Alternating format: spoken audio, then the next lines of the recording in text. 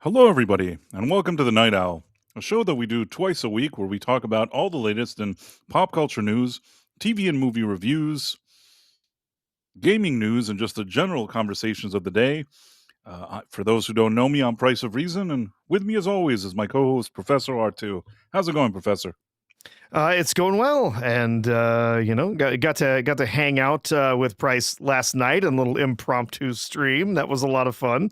Had a couple of other friends join us while we watched through the um. I don't even know what to call it. The thing that happened with Star Trek last night. We'll talk about that some more later on. But and then I got to hop in and watch the pilot of MacGyver with you earlier this evening. So that was That fun was as well. quite a fun engagement. I'm actually really happy that you were able to join us for that. Yeah, we had a bunch of people on the panel. It was nice. Yeah, I don't know. I feel like in the last few days, there's been a lot of interesting things. First of all, that spontaneous Star Trek stream, which is really you inspired it. You're the one that said, "Hey, why don't we do the stream?" And we decided from like minute to minute to do it. Ended up we being one of the most like popular streams we've ever done. The people just showed up. I figured it was going to be us and four people watching along. Because I mean, honestly, I was just like, man, if I'm going to watch this, it's like live. We're gonna be watching it at the same time. Like, let's just watch it together. Maybe I it'll make it easier to make it through. And then a whole bunch of people just popped in and started hanging out with us and and riffing on the episode with us. And It was we crazy. had Istophobos and Mark D hopped in. That was a lot of It, fun. it ended up being a much funner engagement than I thought. Like I was genuinely surprised at how fun it ended up being. So yeah, I guess we have a lot of stuff to go over today. Ooh, yeah, it's the world did not stop for Star Trek. That's for sure. No, it didn't stop for Star Trek. And I think today, and I'm not sad about it, I think that we have more pop culture stuff than anything else today. I think, yeah, there's some, the usual going on with the politics, but as far as I could tell, I didn't see anything revolutionary happening today. Or maybe I'm wrong.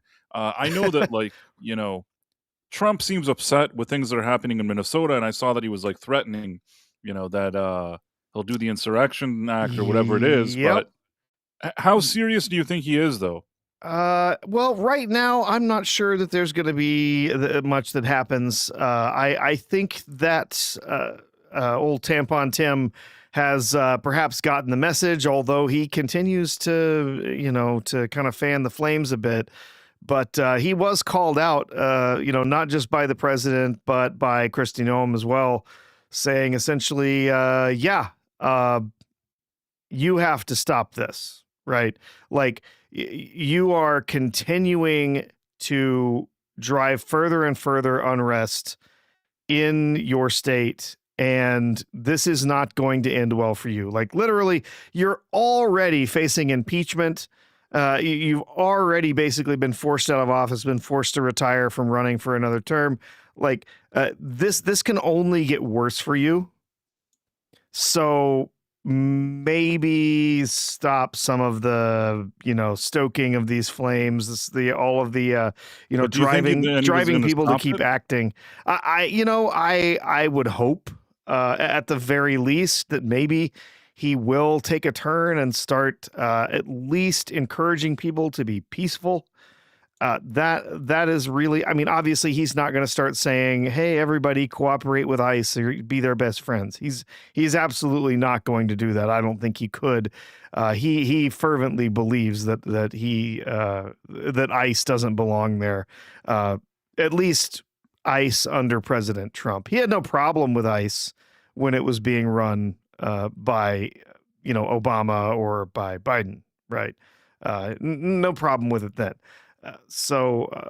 But right now, I think, unless he does want to see the Insurrection Act go into effect, if he wants to see, a bunch of soldiers on the street being forced to keep the peace and whatnot to put down this, so far has not broken into, complete out and out riots. But it's gotten pretty serious. Last night, I know you saw videos. There was a few different things that have happened in the last couple days.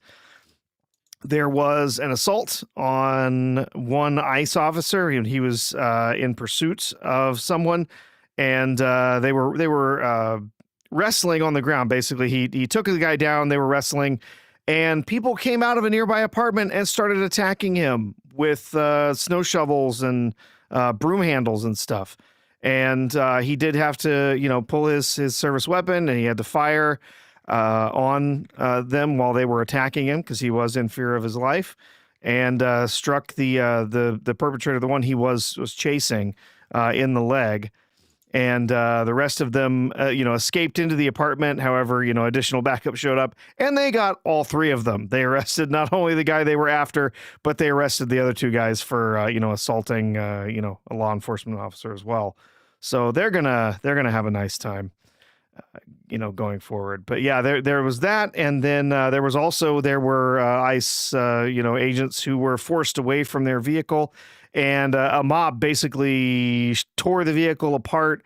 There were some reporters, reporters, whatever, activists who were there live streaming stuff on X and on a few other platforms, and doxed the agents, pulled a bunch of their documents and stuff out of the car, and were showing it off to people online. So wondering when X is going to shut down that account, because that is absolutely against the terms of service. So yeah, what else have you seen, Price? Nothing really. I mean, I just saw the main thing. There was that also that he was talking about Iran, but then he said that he doesn't want to do anything with Iran now. He's waiting. He's not waiting. It's all this weird stuff, but I don't Yeah. really know what to make of it. Yeah. So, It seems like initially it looked like he was planning something in Iran, but then he's like, no, I'll just leave it alone. yeah, I think that's probably the best, unless there's a very clear way for us to help out there directly. This needs to be something that happens organically inside the state of Iran, right? If he steps in and starts bombing buildings or something, it really could go the wrong way. And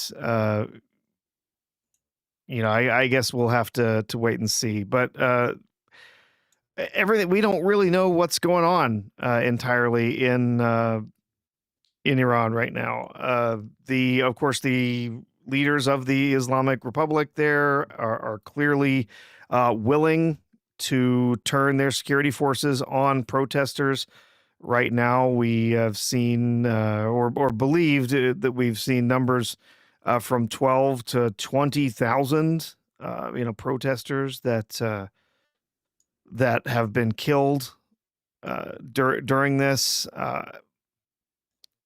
To see whether or not that's going to be enough to turn away the revolutionaries, the people in the streets right now. I don't know, but I just don't know that there's much of anything that the U.S. could do directly involving ourselves in this that's going to actually benefit us and benefit what's happening there right now. But that could change. I'm sure that Trump is getting pretty regular notifications, updates about what we do actually know what's going on in Iran and what's happening with some of the different people there. I do think that if there is a coup, a revolution that is coming, that the people who would be in charge after the Ayatollah is out would be immediately asking for Donald Trump's help in whatever that we can do for them there to try and make sure that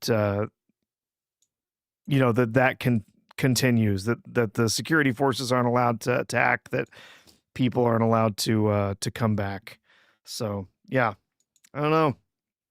It's all very interesting. It's all very interesting. Yeah, we'll have to see where all of this goes, but Yeah, aside from that, I didn't see a million things. I didn't see, unless you saw something today that maybe I missed, I didn't see a million, at least in that,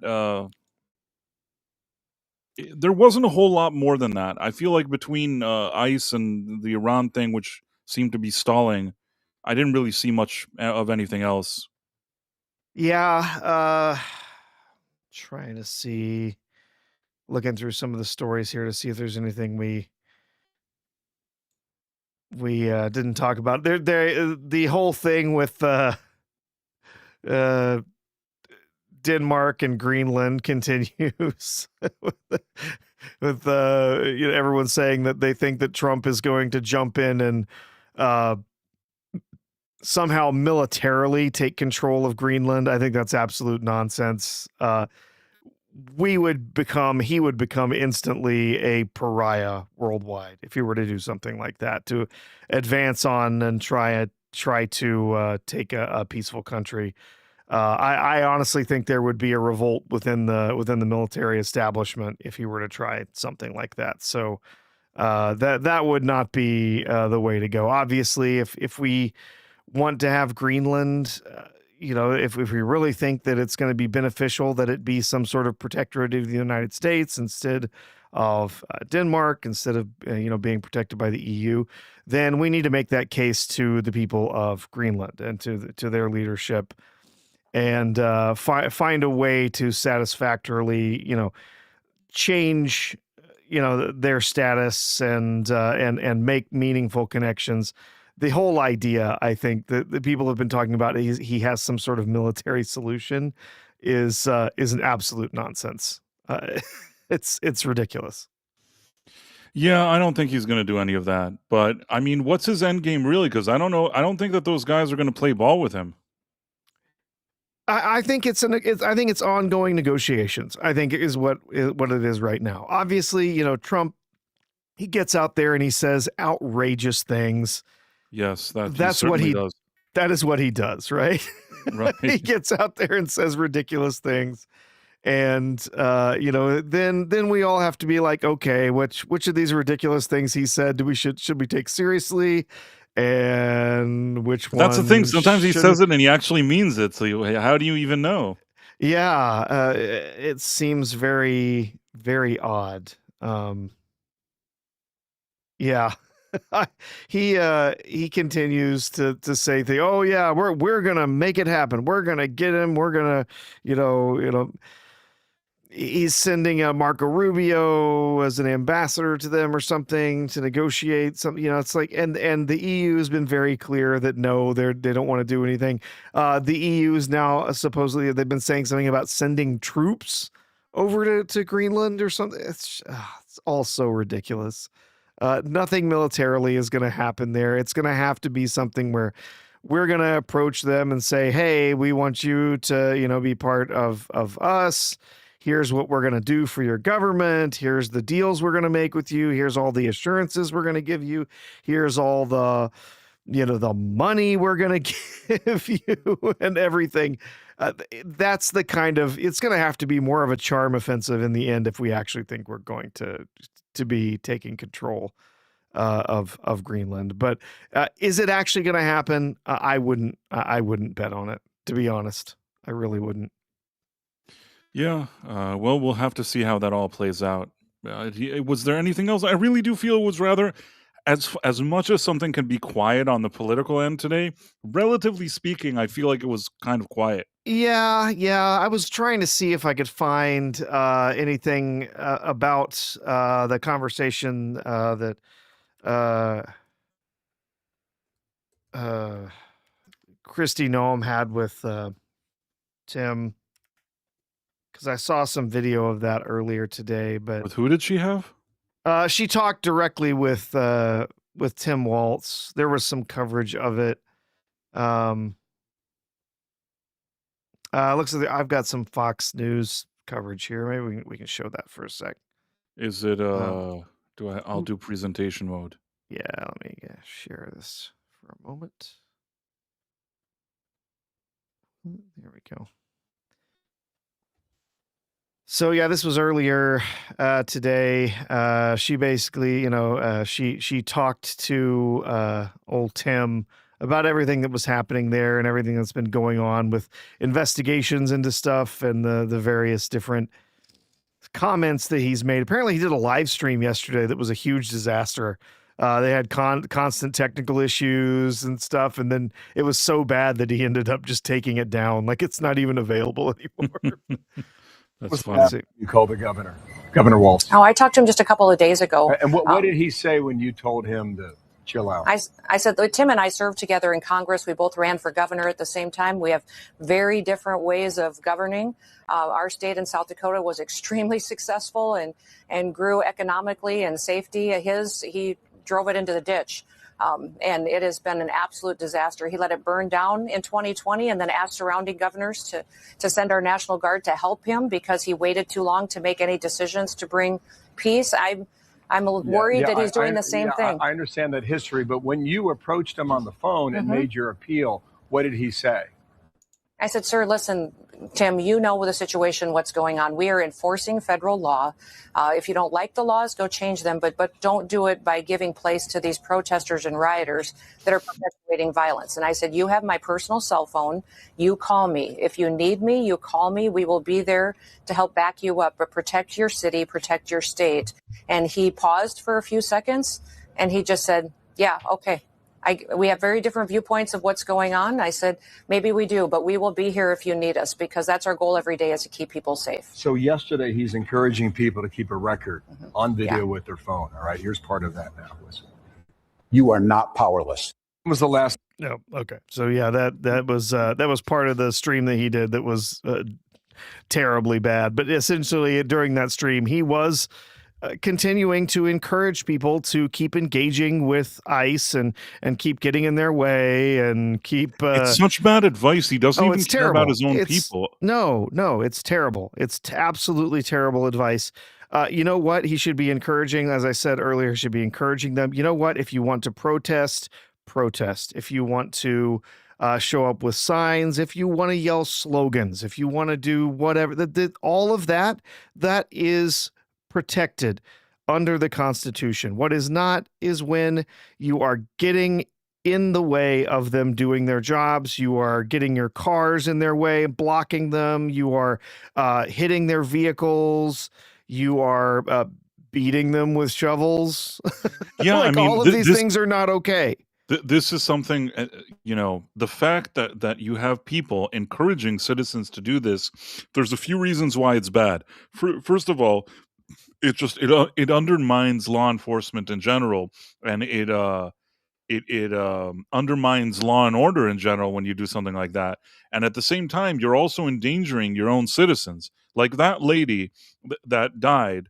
If she wasn't listening to people like this that are kind of egging her on, her and her wife, and then telling them that they have to do all this kind of stuff, maybe she wouldn't think that it's such a good idea to hit an officer with her car. It doesn't even matter, at least as far as I'm concerned. It doesn't matter what your politics are. When there's law enforcement officers, you have to do the right thing. You have to be smart. I gave that story and I thought that it was a great story. Like what I told you that happened to me, that some police officers stopped me in the middle of the night and gave me a ticket that I didn't deserve. And there were 5 armed police officers surrounding my car while they were giving me the ticket. And while I knew that I was going to get the ticket thrown out, I knew it was a bunch of BS and that they didn't need to give it to me. I had 2 options. I could start, arguing with them in the middle of the night and start like a confrontation with 5 armed officers in the middle of the night. Or I could wake up the next morning and say, okay, I'm fighting this thing. I'm never going to pay this. And I actually went and I expedited me having this whole thing dismissed. I ended up not paying that ticket and the ticket was dismissed. Now, was it a pain in the ass for me? Sure. Did I have to waste a day, just a matter of principle, sitting, in some court or whatever? It was such annoying. Most people would just pay it not to go through all of that. But I did all of that as a matter of principle. And if I would have gotten out of the car and started to start a confrontation with armed police officers, I don't think that would have ended well at 2 a.m. Do you get what I mean? No, not at all. It would not have ended well. I get that. In fact, I was in a very similar situation, Bryce. I did not get a ticket for anything. In fact, it was well, not a case of mistaken identity. I guess we can do story time for a minute. Yeah, once it was around 2 a.m. And that where I lived when I was growing up. Of course, that was the time that the bars closed in that area. It's pretty common. And so I had been at a friend's house. We had been watching a movie, hanging out that evening. And then, so I was headed back to my apartment. And I was in my car, left the neighborhood, started heading home. And then I noticed I had a sheriff behind me. And I thought, oh, great. It's 2 a.m. He's going to pull me over because he thinks I'm a drunk who's just left the bar. Because it's, this is the time, So I was prepared, saw the lights come on and went, oh, jeez, okay, fine. So actually, there was some construction, so I wasn't actually able to pull off on the road. So I pulled off into a parking lot, and he pulled up behind me, and then another cop car pulled up on my left, and then another cop car pulled up on my right, and all of these officers all hopped out of their cars immediately and were shining flashlights into my car. And what the hell is happening? Because, I figured this is a courtesy stop from the sheriff to see if I'm drunk, right? Okay. He comes up to my, to my window, asked me for, my ID, and I give it to him. And he asked me if I can step out of the car. I'm like, what the hell is going on? So I get out of the car, and he asked me to open up my trunk. Okay. So I walk back, kind of fumbling with the keys. I'm freaking out. There's 5 police officers, armed police officers all around me. And then I go and open up the trunk, and they're shining their flashlights in my back windows, and they're looking around the trunk, and they're like, "Okay, sir, we're sorry. Sorry for pulling you over there. We saw you come out of the neighborhood you were in, and we were actively we had a cordon in the area. We were searching for a known rapist, and we've been looking for him for several hours. When you left the neighborhood, we were afraid he might have been in your vehicle, might have hidden away in your vehicle because we were not able to find him. So it was all fine, right? But I wasn't confrontational. I wasn't in their faces. I wasn't like, I'm not drunk, you assholes. Why are you pulling me over? It's just like complied, with everything they wanted. And in the end, the guy said, thank you. We're sorry about this. Have a safe drive home. And everything was cool. But man, talk about good grief.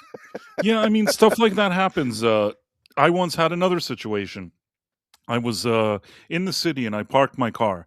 Now, I wanted to pay at the meter because there's like a parking meter, and the meter was broken. Now, there's sort of an unsaid rule. If you parked and that meter isn't working, not your problem. Yeah. Yeah, So that's the rule, right? If it's broken, you can park there. You can't pay, so you get to park for free. right. Yeah. So I not only that, I take a piece of paper and I write the meter's not working, and I put it like in the window thing where you could see it. I go for like, I don't know, for 30 minutes, whatever it is. I come back. There's an officer that has just written, a ticket for me.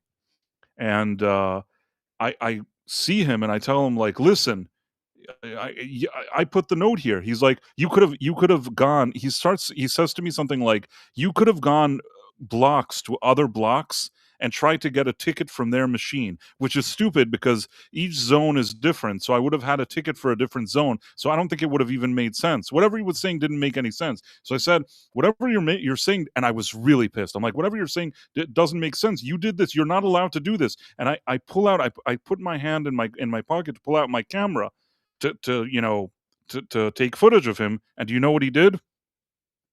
He got really angry. Ran away. Ran away as fast as he could. You've never seen a man run as fast as that guy did when I reached for my phone. Ran.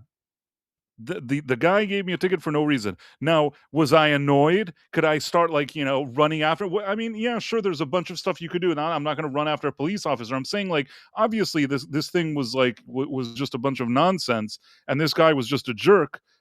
Sometimes that happens too. This is in a case where the guy absolutely acted in bad faith, but at the same time, you also have to think to yourself, like, how far are you willing to go to fight with some police guy, even if he did something slippery like that? And and in the case of like what's happening in Minnesota, these aren't guys that did that. They're actually there to do their job, and to try to interfere with it doesn't make any sense.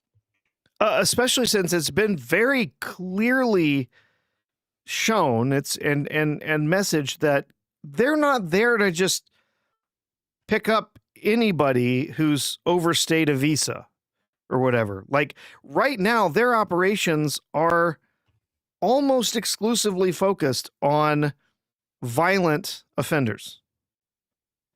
That yes, other people are getting picked up. It's happening. If they're found with other people who do not have a legal status here in the U.S., yes, they're being picked up. They're also engaging in a few other things, like showing up at courthouses for people that had hearings and stuff like that. That if they after they have their asylum hearings or whatever, then they're picking them up because they didn't get any kind of status here. And okay, I mean, technically they're within their rights to do that, but they're enforcing federal law. The difference is that we had presidents for quite a few years that didn't want to enforce federal law, and so they didn't. Some of them actively ignored it. And now some of these states are saying, well, we should get to ignore federal immigration law too.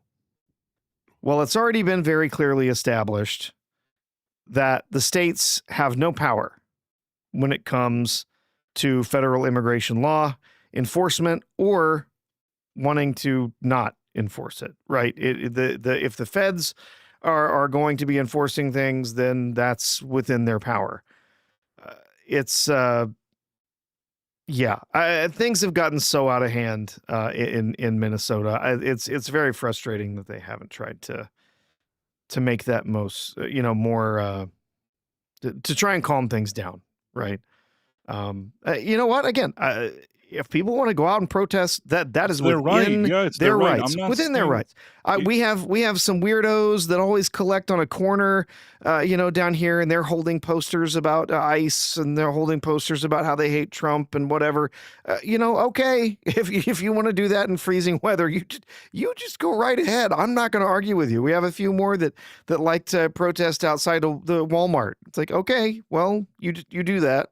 That's up to the you. country, they're allowed to do the protesting, Yeah. but why they have to do the type of protesting that puts them in danger and the officers in Yeah. danger and all this other stuff, that's the part that I don't know. Well, again, that is not peaceful protest. That is something else. What they're doing, interfering with law enforcement operations, actually sometimes physically assaulting some officers. That none of those things are okay, right? But they've been convinced by Tampon Tim and a number of his friends out there, not just in Minnesota but in many other areas, many Democrats who've tried to tell them that no, you're totally within your rights to go out and assault officers who are out there doing their duties for for the federal government. And they've been also told lots of other lies, like ICE doesn't have the power to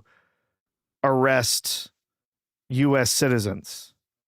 They've been told a lot of crazy things, and unfortunately, Also, it's you gotten saw a some few of people those. hurt, and it's gotten some people You see some of unalived. these people, you can never underestimate how people are uneducated and don't know anything. I don't have the video on me now, but there was some lady interviewing some of these protesters, and this is the thing that always drives me crazy, that they get asked questions and you could tell they have no idea. They're like, "Oh, ICE is going around, they killed everybody." It's like, who did they kill everybody? They're going around killing everybody. That's not true. I saw like some lady just walking around with a sign. She's like, "We have to stop ICE. They're killing everybody." It's like, no, they're not killing everybody. I mean, you could No, they're argue, not. you could say that you're sad or you don't like that they're, arresting illegals or whatever it is. You're allowed to say that, but I also don't like, if you see the look in her eyes, it's sad how many people today don't want to do the minimum work. They'd rather go out with a sign and say weird crap, but they won't actually go online and check for a second what it is they're even protesting about. I felt the same way also with all that Middle East stuff. A lot of times you'd see, like, those kind of watermelon enthusiasts, you'd see somebody just come interview them and they have no idea what they're talking about. They're just, same thing with Charlie Kirk once uh, you know, with what happened with him, people were then talking to them, were like, no, like he did this, he did that. And they're like, no, he didn't do any of that. It's like, people just listen. We think because we don't believe the mainstream media anymore, but don't think that there aren't people that do. There are enough people that will believe whatever it is that they're told, and there's a lot of people spreading these kind of false narratives and saying very, very false things. I mean, it also happens on what I consider the far right, or whatever you want to call it. There's enough grifters that do that. It's not exclusive to left, but I do feel that for the most part, more of the people on the right are now paying attention. It's not easy to sell them all on these weird ideas. I feel like there's more people on the right that actually, or center right, that pay attention and actually do some kind of research. And some of those people on the left that are doing these riots, they seem like they don't even know what's going on. That's also how they pulled off that whole thing with Floyd and the Summer of Love and all that. That they Mhm. capitalize on people that are not informed, listen to the mainstream media, and just gobble everything up. Yeah. Yeah, Six was in the chat wondering why I was calling him Tampon Tim. Uh, yeah. In 2023, he championed and then signed into law a bill in the state of Minnesota that put tampons and other feminine hygiene products in all public school bathrooms, both boy and girl bathrooms. So uh, a lot of people, have mocked him for that, having put the put those products in the boys' bathrooms, because LGBTQ whatever friendly, uh, and it's ridiculous. And when they did that, there were a whole bunch of schools where they put these dispensers up in the boys' bathrooms, and the boys went in and immediately took all of the tampons and pads out of them and threw them all over the restroom, and then tore the dispensers off the walls because it was ridiculous. But Yeah. I wanted to just there's a few super chats and I want to address them here. So first of all, there's Jonathan Conroy who has joined Leapers, which is subscribers of this channel. It's sort of a holdover from the Quantum Leap days, but it's okay. Leapers is good. We're all leaping, I guess, whatever that means. Mm-hmm. And the Dead Man, Dead Man, friend of the channel, has his own channel that he does Star Trek stuff that you should be subscribed to.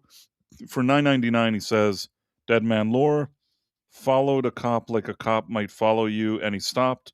Then he followed me and pulled me a ticket. I said that I did the same thing to me that he did to me. I didn't win that argument. Yeah, it's really hard to beat them, even if you feel like they've done something wrong. It's really difficult to beat them. I'm not suggesting that every cop is looking to do that. Sometimes when you run into, and especially both of the incidents that I spoke with, it had to do with, one was giving me a weird ticket, and both of them were giving me, one is a parking ticket, one was like, I think it was not it was like a traffic ticket because it was so stupid. It was all very stupid. But yeah, I mean, there is certainly an issue, if we had to be objective, that sometimes I feel like these police officers are given quotas when it comes to the tickets, like whether it's parking or traffic tickets, and I feel like they have to give them out. They're just itching to give these things out so they can go home, and they're willing to go through great lengths to find somebody to give them a ticket, even when they're sort of doing something that could even be thrown out in court.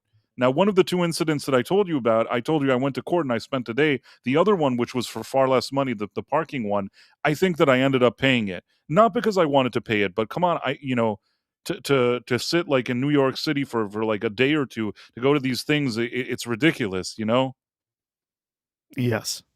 They're Yeah. counting on that. The guy that wrote the ticket knew it. He knew I wasn't going to spend a whole day arguing at City Hall over something that was a relatively minor parking ticket. So he won and I lost. But Yeah, as they say, the process is the punishment, right? The process being miserable and impossible. That's that's part of how they know that you're not going to fight some particular tickets is because they know you're going to have to go through a lot of hell to do it. So yeah. the one with the five cops in the middle of the night, I cleared my schedule. It really it was personal. It's like in those kind of movies. This time it's Mhm. personal, but that's how I felt. I was even until the last moment. Like I wasn't even happy when they released it. Like I wanted people to come out and apologize to me and tell me that like I'm the best, and that didn't happen. I even Mhm. said that like to the judge. I said that like in an incarriage of justice or a miscarriage of couldn't care less. He's like, "Can you please leave my courtroom?" I'm like, "No, I want this to be acknowledged that whatever." And everybody just like rolled their eyes. He's like, "Listen, we canceled the ticket. Just get out of here already." So they didn't admit that it was a miscarriage of justice. Mhm. It would have been nice if they did. New York State will also make you go to court just to have things dropped, but still pay court fees. That is one of the things that happened in that incident is that I think that like, if I remember correctly, the ticket was something like $180, which really annoyed me. And then there was like a $30 fee or something like the court fee, and I feel like they wouldn't waive it. They said, "Okay, we're getting rid of the ticket," and I still had to pay that $30 court fee. And this is the part where I started arguing. Like I caused like a scene, in the court, and I said like, I said that I refuse and blah blah blah, but at the end I paid the $30. So they still pulled a Mhm. fast one on me, Professor. Yeah. Anyhow, They yeah, so the dead that's how man, they get you, as they that's say. how they get. It's hard to beat City Hall, yeah. In any case, it's nice to see you. Thank you for the 9.99, and thank you, Jonathan Conroy. And yeah, it's nice we got to see our own stream as we were streaming it. Yeah. And yeah, now what else? Oh, you're saying it's I like would say 70 of them? one other political thing. Have you seen the any of the story that has to do with Bill and Hillary Clinton? I thought I saw something in the corner of my eye. Where do they have to testify about something? What happened with So them? they were both subpoenaed by congressional committee. Here, I can share a story real quick. Just look at it for a moment. So they were both subpoenaed in regards to some of the investigations that are being done into Epstein, the Epstein files, and specifically because not only was Bill Clinton on the flight logs for his private jet 26 to 27 times, depending on how you count it, and then was also there in connection with the Clinton Foundation, which of course is run by Hillary Clinton. So both of them were subpoenaed by the Oversight Committee, and Chair James Comer has said that he is going to move to hold both Bill and Hillary in contempt of Congress because they did not just there's various options. In fact, in this situation, they can have their lawyers draft up something and show up saying that this is that this is a witch hunt or whatever. This there's no real actual reason for us to be here. Whatever. They didn't do that. They could also show up and just plead the fifth or say, I have no recollection of the whatever, right? They could show up and they could just stonewall, but they simply refused to show up, which puts them in a rather bad position because that does mean, if you'll remember, there were a few people during, Trump's or after Trump's first term, there were a few people who refused to show up when they were subpoenaed and they were jailed for it, right? And so basically they said, look, precedent is up there, right? We're going to hold them in contempt. And if they, will basically, essentially what happens is that they'll get one more opportunity to show. And then if they don't, don't appear based on the subpoenas, then they can be held in contempt. There'll be contempt hearings. Republicans have the votes to hold them in contempt, and then they could potentially face jail time or any number of other, potential It's all issues for possible. them. I mean, Yeah. the Democrats did all of this, with all They the did. people around Trump. They did that. In some cases, I think it was a bit excessive. I generally, I don't like that they started it with the people on the right, and I don't like seeing it like, on the reverse side. I thought it was very petty, some of the stuff I saw, but at the same time, I mean, if that precedent was already created in one way, then there's no reason Well, why it wouldn't be created the other way. I mean, you know what you don't do? You what? just don't defy a subpoena from Congress. It's very strange that they don't want to. They don't want to So, be there. Not a good look, right? As it says here, lawyers for the Clintons told the committee in a letter that they have attested in sworn statements they have no relevant information to the investigation. They have essentially said that that's not enough for you to just say they don't have relevant information. We want to hear that from them. We want them to tell us, we want them to be here in front of us and answer some questions because yes, they are relevant to this investigation because the Clinton Foundation and Bill Clinton himself were obviously very connected to Jeffrey Epstein because he flew on his plane a whole bunch of times and they had a whole bunch of conversations, meetings with him. He was friends with a lot of people. There's other people that he was friends with, and nobody ever talks to them. Epstein came to the White House during Bill Clinton's tenure 17 times. That, I think, is a relationship, a connection worth investigating. So, I mean, it'll be interesting to see how this plays out for sure. What I've seen until today is that nothing happens with anything. So yeah, so far, I mean, we're not seeing much of anything. Yeah. Oh, well. 6 says, when is Trump's subpoena? I don't know. They could easily subpoena him to come talk. He did not have as significant a relationship with Epstein as no, as he Bill didn't. Clinton I did. think that like Clinton kept on hanging out with him. They seemed to be friends. Yeah. But yeah, he had a much more significant relationship. And in fact, it's been pretty well documented that Trump's relationship ended pretty quickly in the early 2000s after some of the first allegations came out and Trump found out that he was actively he was actively recruiting young ladies at Trump's resort to serve for things. Yeah, he was recruiting at Trump's resorts, and Trump said, "The hell, you're not doing that at my resort. Get out of here!" And then banned him from Mar-a-Lago. So, yeah. Anyhow, yeah. Speaking of resorts, Star Trek Starfleet. Oh, can we go back to talking about Jeffrey Epstein?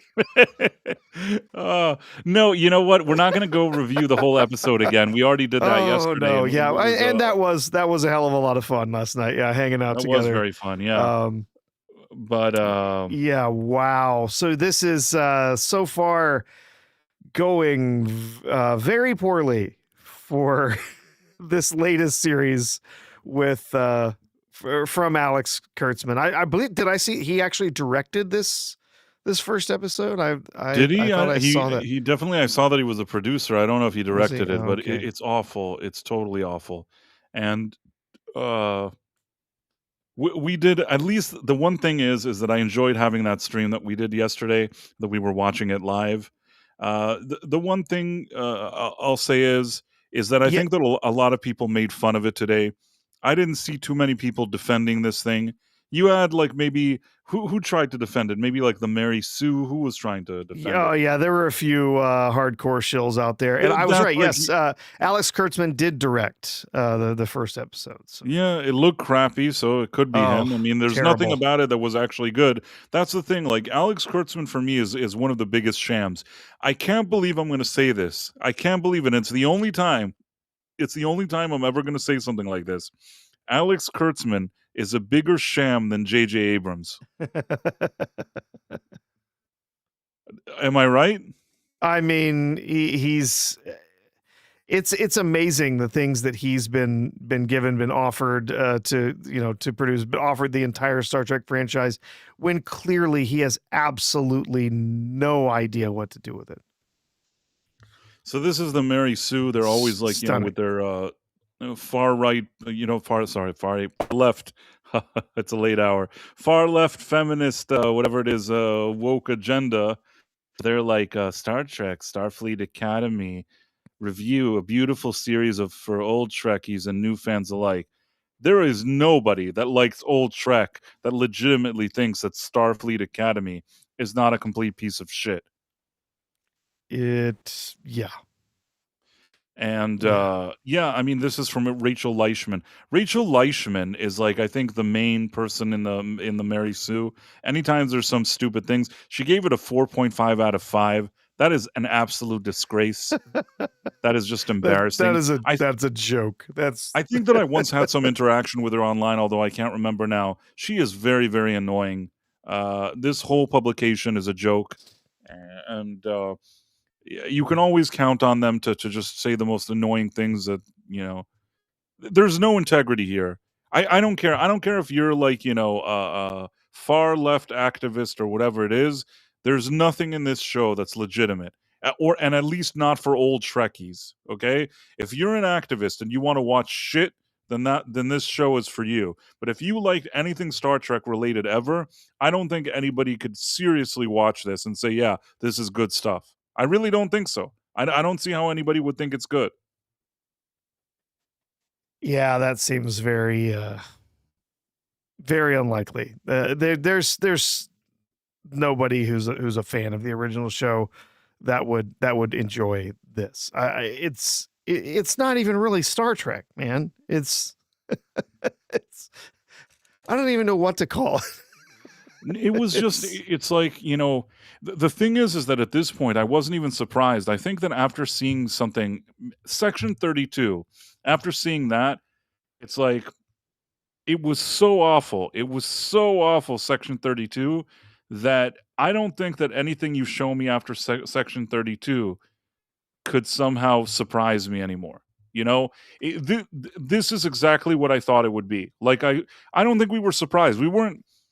See, I guess what I'm saying is initially when you had these kind of franchises, when they were taken over by these amateurs, activists, then there was at least a little bit of surprise that how bad these things were, and a little bit of frustration, and even that we were upset and disappointed that we were looking at this garbage. But at this point, after like 10 years of garbage, what's another piece of garbage after 10 years of garbage? Like, we weren't expecting, nobody thought that this would be good. It's like we knew it would be bad. The question is, was it going to be very bad or very, very bad? That's really the point that we're at right now, I think. Yeah.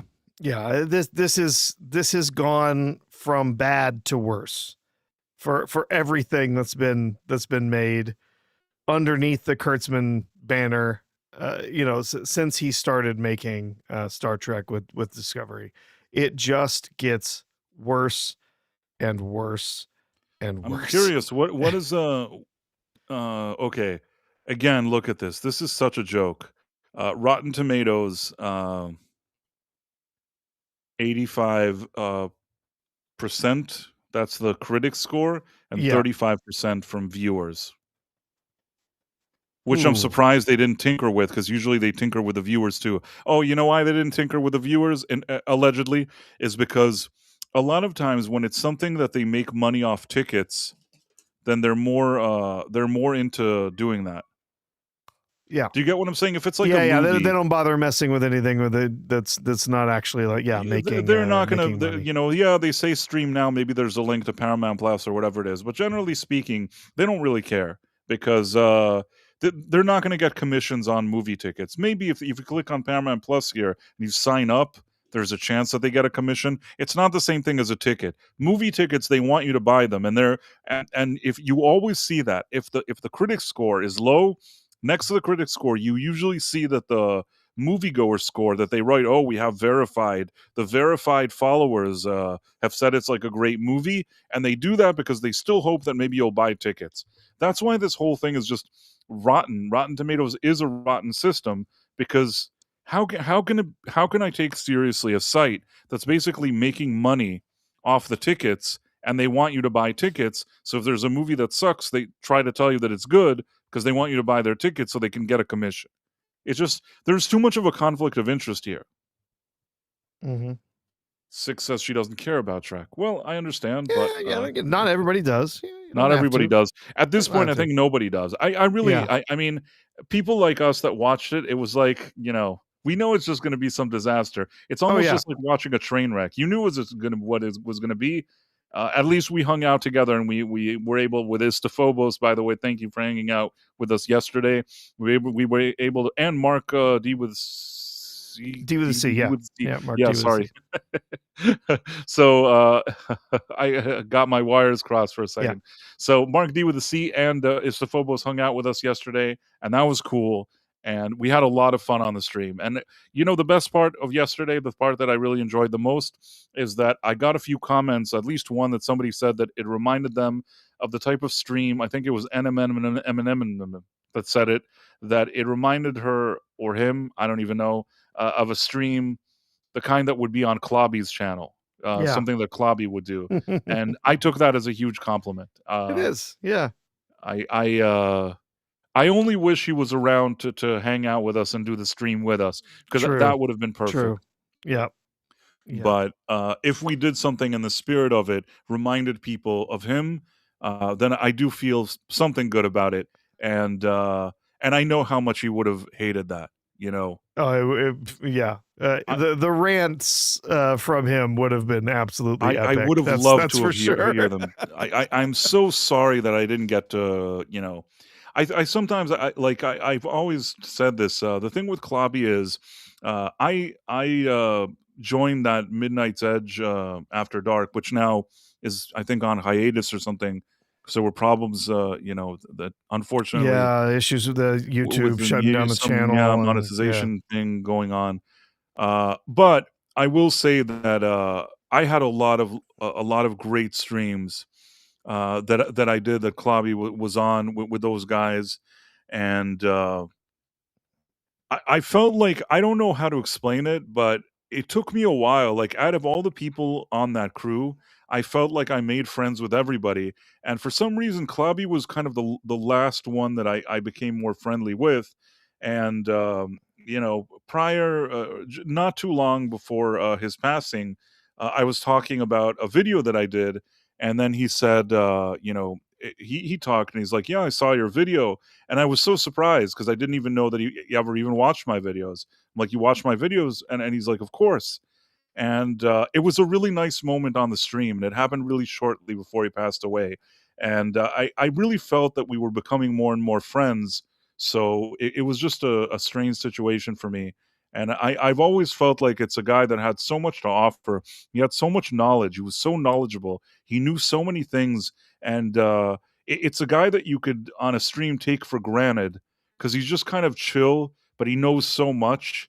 And I don't know. I guess once he wasn't around, my appreciation for him grew immensely, because once somebody's not there, you really feel that absence. And I don't know. So at least, if nothing else, after we did that whole stream yesterday, and I want to thank you, Professor, and Istophobos, and Mark D with a C, after we did that stream and I got a few comments like that, I did feel something, positive. So something positive. I guess what I'm saying is, at least something positive came from this garbage show. Exactly. Yeah. If we can get entertainment out of it by the tearing into it, tearing it apart. Yeah. I was looking because you were looking at the ratings here on Rotten Tomatoes. I was curious what the ratings were over on IMDb. Because You there's can no share it if you critics. want. Yeah, if you There's see no something. critics over there. Oh no, it's not necessary. There's no critics over there. It's all just user, all just people who've watched it or whatever. And so the the overall rating is 5 out of 10.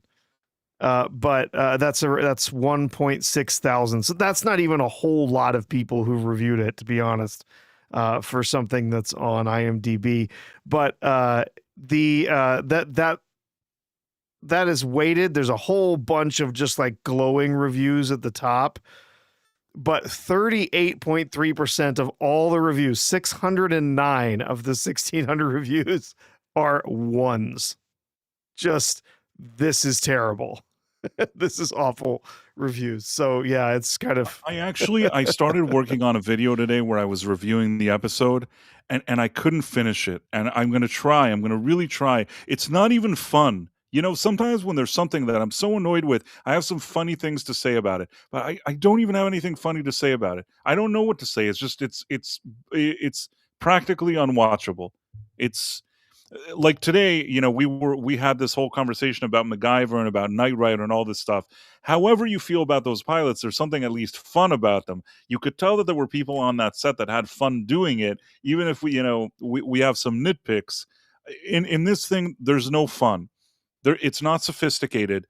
And I think that if I had to sum this up, and this is what I was saying in my review, and I've said it before in other reviews, Alex Kurtzman, at least in my opinion, he may be smart on a political level, because any guy that's incompetent like him, that got to be in charge of this franchise and make the type of money that he made and get the type of budgets that he got, he must be good at some kind of politics, because otherwise there's nothing else this guy has to offer. On a creative level, the guy doesn't you don't get any stupider than this man on a creative level.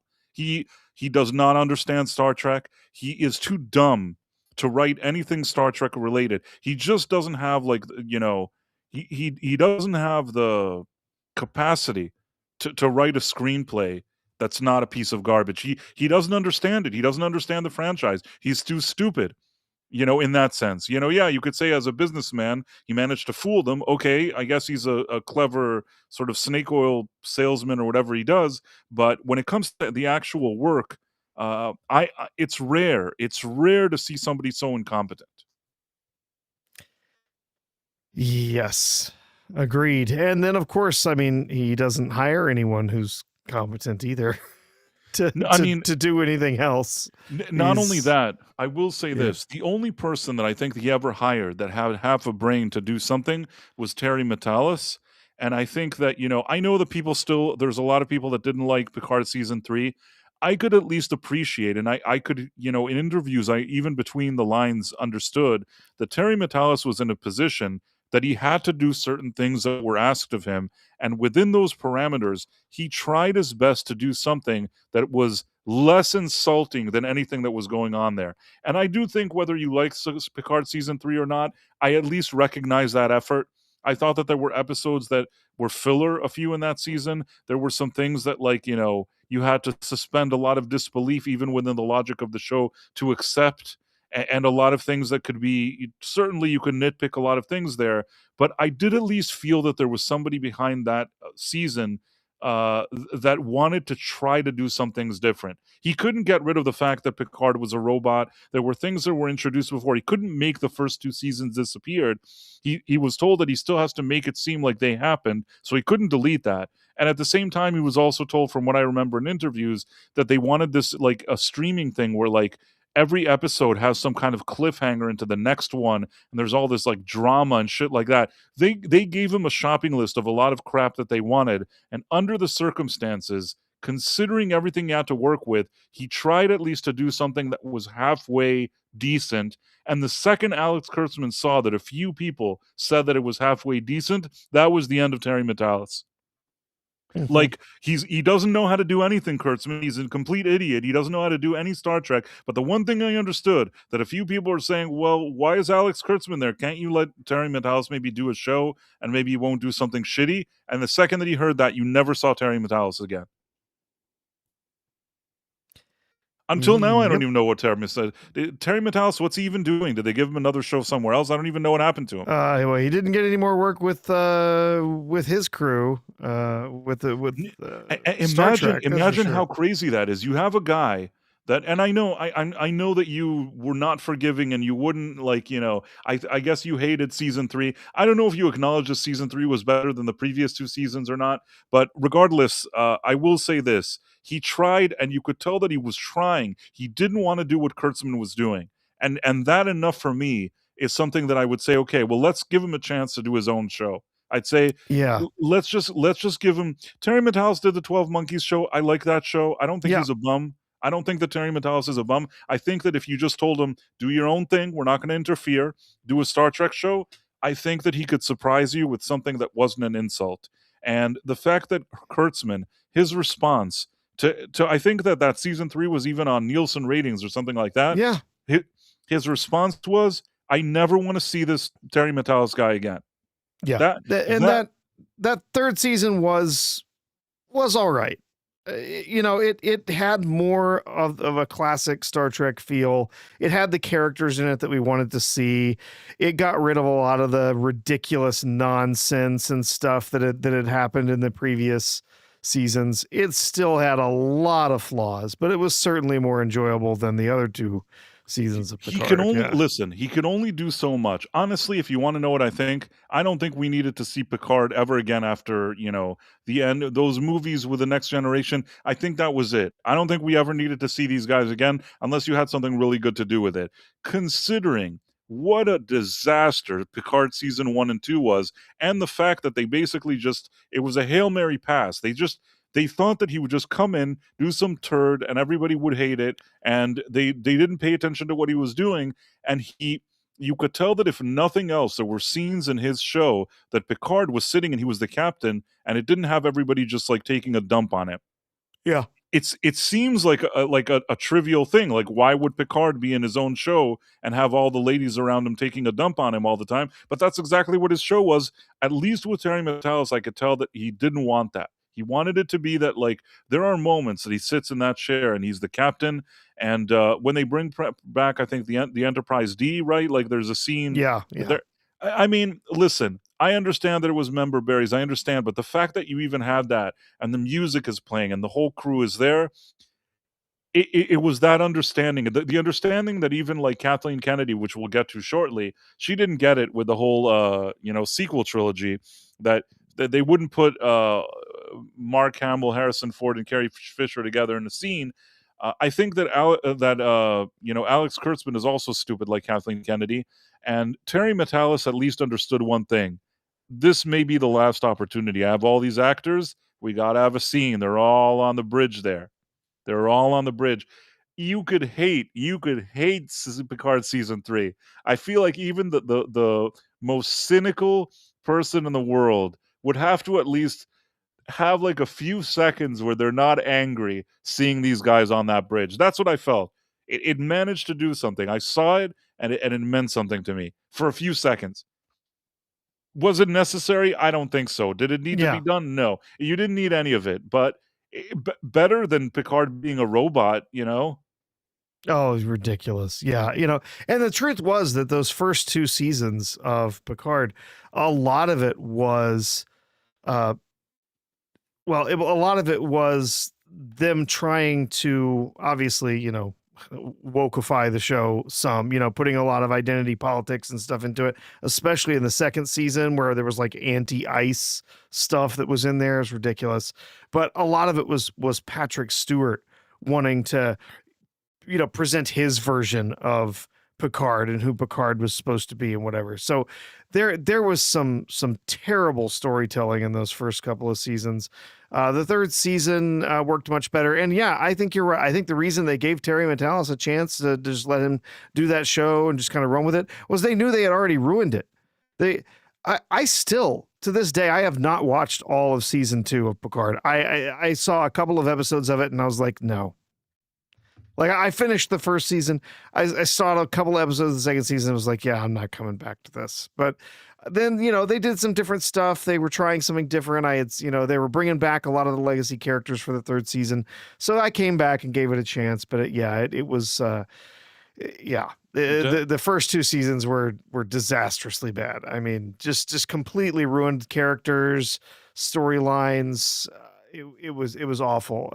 By the way, if you didn't see in the chat, we had a few people, Yidis, Mars Monkey Max, Destiny Captain, all have pitched in, and yes, they are correct. Metalis is now over at Disney. He is the creator of and one of the writers of Vision Quest, the new Vision show on Disney Plus. Yeah. This doesn't give me a good feeling. Anything with Disney ends up being crap. We do have a few super chats here, which I'm very grateful for. For starters, we have 199 from the Dead Man, and then he says, "Driving in New York City still beats driving in DC." I haven't really spent time driving in DC.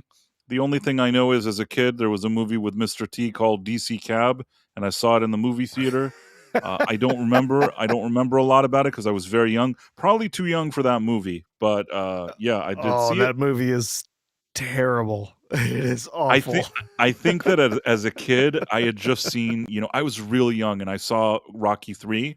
And I think that after seeing Rocky 3 and Mr. T was in it, I don't know if the A-Team maybe had or hadn't come out. But for me, Mr. T, like in a movie, was like, great. That's what I wanted to see. I think that the movie, from what I remember, was really stupid. But I don't know. I don't remember hating it. I don't think I ever even revisited it. It seems it has like Gary Busey in it, who acts weird. It's a very strange movie. Yeah. It was a it's one Joel of those- Schumacher. It was an early Joel Schumacher film. Yeah, Joel Schumacher did some strange things. Yeah. The Dead Man with the 999 super chat. Thank you so much. The Dead Man is awesome. I really thank you. You're doing so much for our channel and for our streams and for the channel, and I'm really, really grateful. I gave Star Trek Academy 4, 5, Starfleet Academy 4 out of 5. 4.5 out of 10. 4.5 out of 10. I will give credit for the white girl for being Kirk-like. She had Kirkish swagger. That's the best I can say. I don't know. It's really hard. It's really hard. I honestly, if I had to give a score for that one, I may give it like a 0 out of 100. I don't know. I know that you could say, oh, like this, Paul Giamatti is a good actor, this and that, whatever. But there's nothing that happens in this show that I could bring myself to even give it like a point. I think that Section 31, I gave it like a 5 out of 100. And I was, when I was doing this review, which I didn't finish, and I don't know if I ever will. I think that like in my notes I wrote that it's a 0 out of 100. Do you think that's too harsh? 0 out of 100? Man,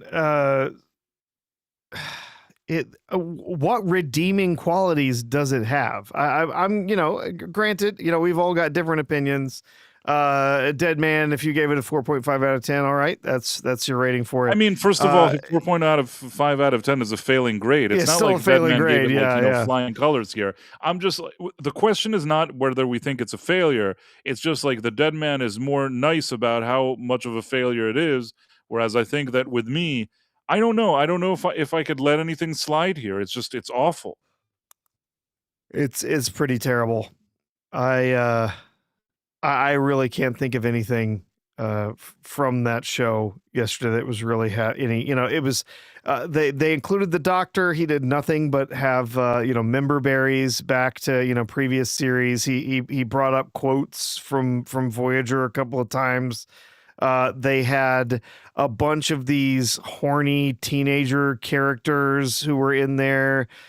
Most of them are either completely inept or ridiculously competent. Like they don't even need to be in Starfleet Academy. They're so good, right? So very, stupid tropes there with some of those characters. And obviously they're going to be going, in various directions with these characters hooking up with each other and all sorts of stuff. and every week one of them is going to be, oh, well, I was in this situation on my planet and I did this thing, and now I'm going to be able to solve the problem magically for everybody. Kind of, it's just, I can already see where the show is going, and man, do I have no interest whatsoever in continuing to watch it. But yeah, we had the captain, the chancellor of Starfleet is this weird, of course she's got to be quirky. She sits in her chair all funny. It's like, what? The thing with her sitting in her chair was just unbearable. I mean, and first of all, I don't have any problem with The Dead Man if you gave it a 4.5 out of 10. I mean, like I said, I think that we all understand that it's a failure. I can't even give it the redeeming qualities. Like, is Paul Giamatti a good actor? Yes, he is. Is Picardo? Do I think he's all right? Usually, he's fine, but he doesn't really do anything that justifies his existence here. No. And he's just there for member berries. He's just there to try and see if they can bring people in, because they'll be like, oh, I remember that character. Tatiana Maslany, I as much as she's annoying, I don't think she's the worst actress, but she's there for a minute and she doesn't interest me, and I don't especially like her to begin with, but she's not a terrible actress, but it's not like I'm itching to give points for that. Holly Hunter back in the day in Raising Arizona was fine.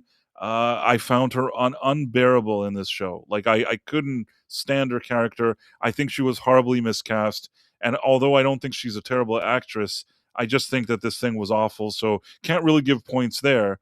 The way the ship looked, I thought was awful. It looked like at times it looked like a Ukrainian nightclub.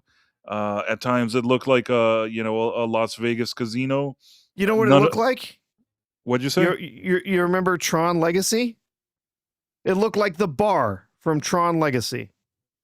I didn't mind Tron Legacy. I'm just saying that's what the starship looked like. Right? No, it looked did. like the bar from Tron Legacy. It's this big and glowy lines and flat surfaces everywhere. And I wouldn't be surprised. You're right. I wouldn't be surprised if Kurtzman saw Tron Legacy at some point. It's just like, I'll try to make my ships look like that.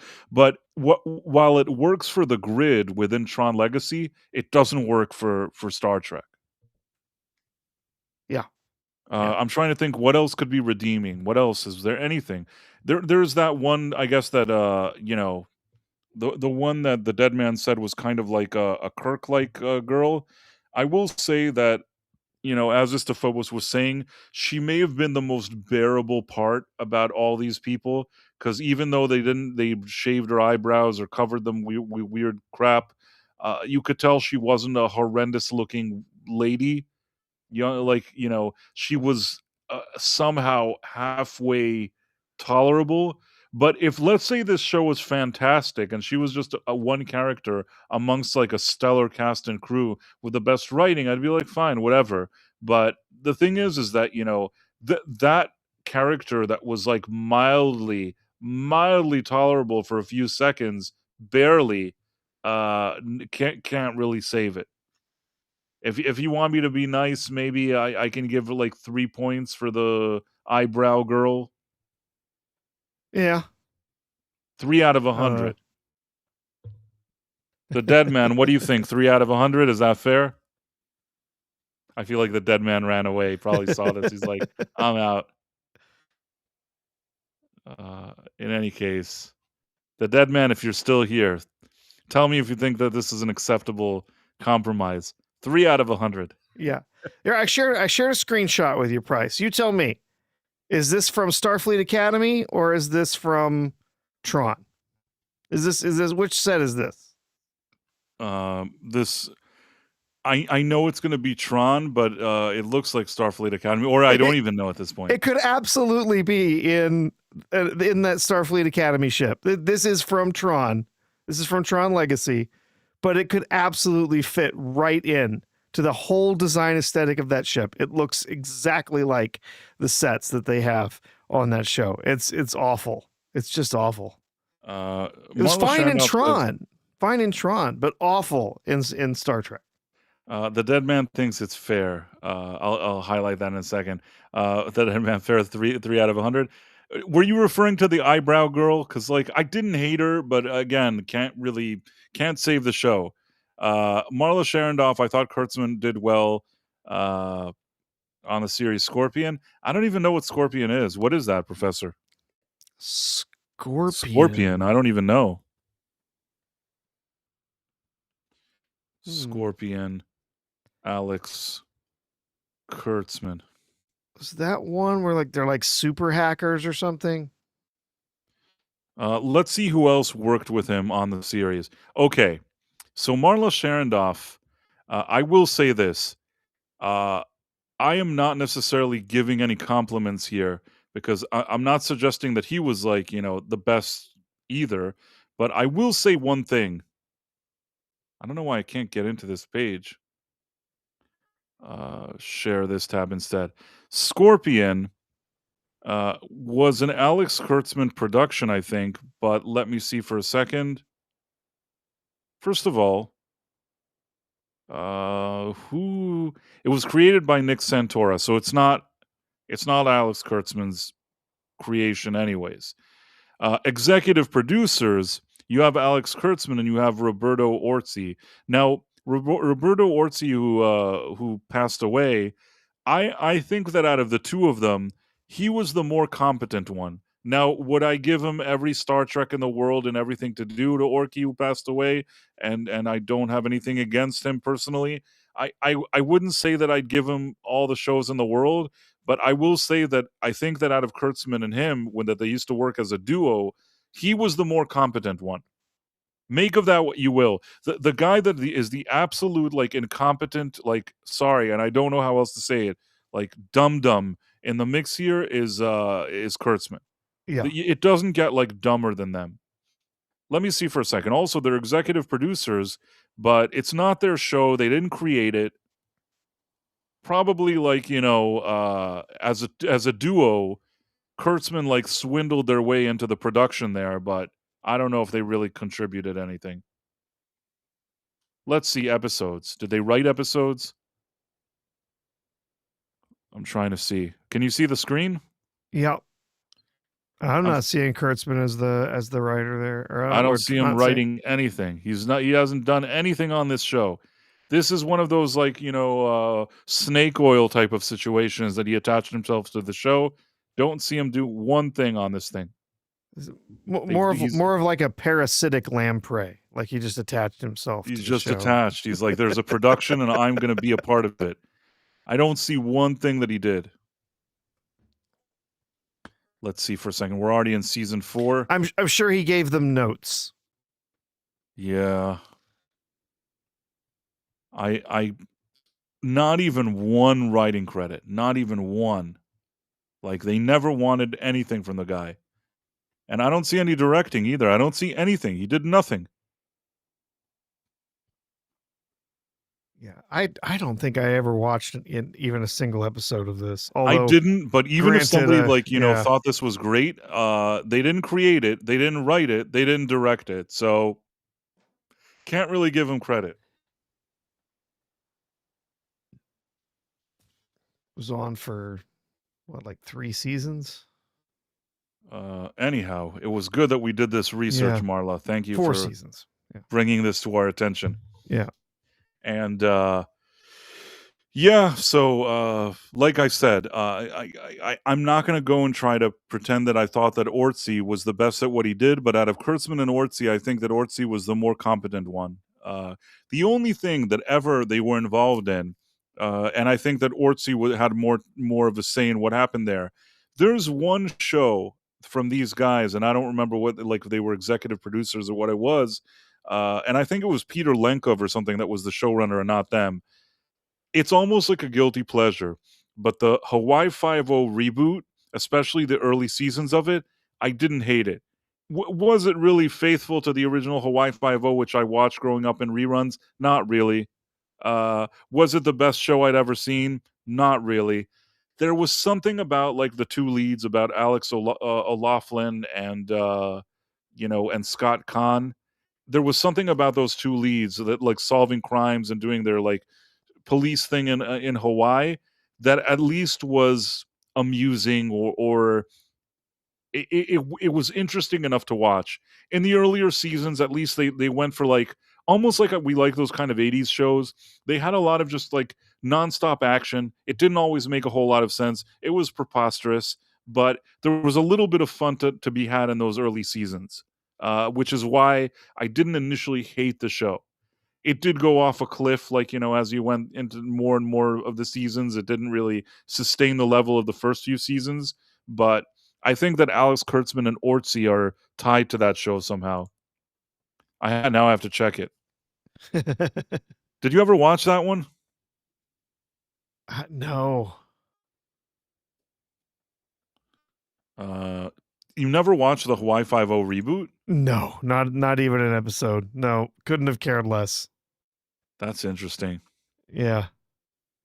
Let's see. Okay, so Hawaii Five-O, I'm going to share this thing right now. Somebody wrote here, Mars Monkey Max said they tried to make Miami Vice out of Hawaii. Maybe, and maybe it was misguided, but somehow, I see that it has executive producers Peter M. Lenkov, Alex Kurtzman, and Roberto Orci. It had Eric Guggenheim. Okay. That's funny because I interviewed Mark Guggenheim, his brother. He was thrilled for you to talk to him too. You know what? He was a good sport. I will always give that Guggenheim guy that was a good sport. What'd you say? He was a good sport. You're right. Have to give it to him. I came in there, it's a very annoying interview. Imagine that I'm talking to you about Green Lantern and the conversation is, how badly did Green Lantern suck? The guy was a really good sport. I have to give it to him. Sometimes I'm like a decent person. If somebody's like not stuck up and he's a good sport, has a few points in my mind. I always say this, and like I've said it probably 50 times on this show, that when I met Kristen Wiig at an event and talked to her for a bit, I actually liked her. I thought she was nice and she gave me a good vibe. And I don't know if she's the most annoying person on earth or what she is beyond that. But at least for the brief window of time that I talked to her, I thought it was a nice conversation and she seemed nice to me. So make of that what you will. In any case, executive producers, yeah, Eric Guggenheim was the brother of that guy. Let me see for a second what happened here. I think it's another one of those cases where, the parasitic relationship where Kurtzman. Yes. Okay. So basically, the pilot was written by Kurtzman, Ortsy, and Peter Lenkov. And episode 4. So I guess they had something to do here. But only I see like episode 4. I'm trying to see if there's anything else. I think that very quickly you don't see them anymore. So out of this whole thing, they basically wrote like 2 episodes, which is basically nothing. Trying to see if I can find anything else. Not really. Not really. I don't see like a million. What I do see is Stephen Lillian and Brian Windbrandt. Do you know who they are? Professor, do you know who they are? Ah, that was a rhetorical question. I'll answer it. The Stephen Lillian and Brian Windbrandt are the people that were initially in charge of the Quantum Leap reboot. Now, they're disciples of like Alex Kurtzman, and as bad as Alex Kurtzman is, these guys are even worse than Alex Kurtzman, and they gave them initially Quantum Leap. Basically, they brought in Martin Giro, who did Stargate Atlantis, or it's not his, it was Brad Wright's shows. Martin Giro, who we've been hearing about recently, that he's going to be in charge of the Stargate show. The reason I have no faith in him is that initially he was I think one of the main producers of Quantum Leap. I don't know if it was his decision or how we ended up with Stephen Lillian and Brian Windbrandt as like developers and showrunners, but basically they filmed a pilot and the pilot ended up being the network thought it was terrible. Not that it surprises me, that whole show was terrible. So then what happened is that what's his face, Martin Giro took over Quantum Leap. became the main showrunner, pushed Stephen Lillian and Brian Windbrand aside, who still had executive producer credits, and then Martin Giro took Quantum Leap and like the Titanic, crashed it into the iceberg. Did the worst job ever, and that's why I think that Martin Giro, unless you can convince me otherwise, he's a hack. He's one of the biggest hacks I've ever seen. I don't think that he's capable of show running anything. And I have zero faith in Stargate unless people around him, like Brad Wright, is like such a huge consultant there that he almost pushes him aside and like does it himself. I think that like Stargate, the new one, is going to be a disaster. The more control they give to Martin Giro, the more of a disaster that show is going to be. That's the only thing that maybe like will save that show, is that Brad Wright is involved as a consultant. That's the only thing that can save it, because Martin Giro couldn't write or direct anything if his life depended on it. He is absolutely one of the biggest hacks ever, and also in addition to that, and there's no other way around it, he's not only a hack, he's a super ultra extreme woke hack. Unless like he's like cured himself of being like ultra woke and annoying, and cured himself of being a hack, I think that Stargate, the thing on Amazon, going to be a disaster. Anyhow, looking at this thing, I'm trying to find it if they did anything. I don't know. It's like that Alex Kurtzman guy is such a slippery weasel. I mean, he wrote like 2 episodes, did nothing. He wasn't the showrunner here. How does he get to be like executive producer of every show? He's exactly what you said. He's like the biggest parasite. A guy that can do nothing. And the second when they said, okay, you have Star Trek is on you, that's your baby, then we saw what he's worth. Nothing. Like, his claim to fame is that he's written a few screenplays that usually Ortsy is there with him. The pilot for Hawaii Five-0 is fine, but, it says Alex Kurtzman. Okay, the story is Alex Kurtzman, Ortsy, and Lenkov. The screenplay is Lenkov. So, at best, between the 3 of them, Kurtzman said a few things that maybe like weren't a disaster, but he can't write anything on his own. He certainly didn't direct anything here. Then you had the episode 4, you had Lenkov and Kurtzman and Ortsy wrote the screenplay. I don't know how that gives you like an executive producer credit forever on the show that had like 8, 9 seasons, 10 seasons. Yeah, so that was me bashing him. 240 episodes, yeah. And just so you know, every time there's an episode, Kurtzman probably got, a few points off the budget. Somebody like Kurtzman would probably get at least like, 2% of the budget. So if let's say they have a budget of $1 million per episode, every time they do an episode of Hawaii Five-0, immediately they have to send a check to Kurtzman of like $20,000. That's when they produced it. Then he probably has like a back end. And then all the syndication, everything that happens. What's Alex Kurtzman's net worth? I feel like that. Sorry, I don't want to say a bad word, Sean. I feel like that asshole is gonna have a huge net worth. Alex Kurtzman net worth. Let's see. What was your guess? Oh, net worth. 90 million. Well, it says that in as of you know what? Usually you have like celebrity net worth. It's disappeared. Let's see. AI summary I got says public estimates show around 20 million, but exact figures are not known. Why? As of 2026, it says 100 million. Really? Oh, okay. There's no chance that this man has less than $100 million and has been like, maybe not all liquid, but yeah, there's no chance that he has less than $100 million. Because imagine how many shows he's been an executive producer on, in some cases doing nothing, and each time they have to send him a check, it adds up. 10 seasons of Hawaii Five-0, sitting around like twiddling his thumbs, that in and of itself, first of all, if you and I had that kind of deal that he had for Hawaii Five-0, like if we get like 20 grand every time there's an episode for 10 seasons, you and I probably wouldn't have to work. You know what I mean? Like that in of itself is a lot. Yeah. Yeah. So I was just looking here. So yeah, the deal that he signed with CBS that runs through this year for Star Trek, he got 160 million. So yeah, I'm sure he's worth at least 100 million. From Hawaii 5-0 alone, just whatever he did nothing, basically. It looks like, throughout the entire run of that show, he didn't make less than, I'm going to round it $5 million. He didn't do, but like I'm saying, we saw that and we saw Scorpion. Two shows that probably, this is stuff that like, he didn't have to do anything. You know what I'm saying? He's put himself in a situation where he can do nothing and make a bunch of money.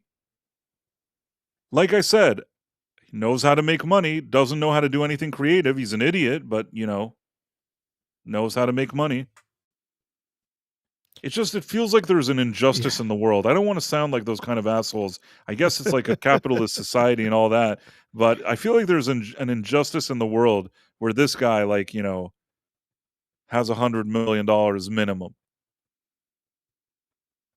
It just doesn't feel right to me, you know what I mean? Not because I want to like dig into somebody's pockets. It's just like he doesn't have the talent to back that up. There's nothing that this man does that's worth $100 million. Not at all. No. Martin Giro had given several interviews to Gate World and Dial the Gate when the news dropped. What he said is very encouraging.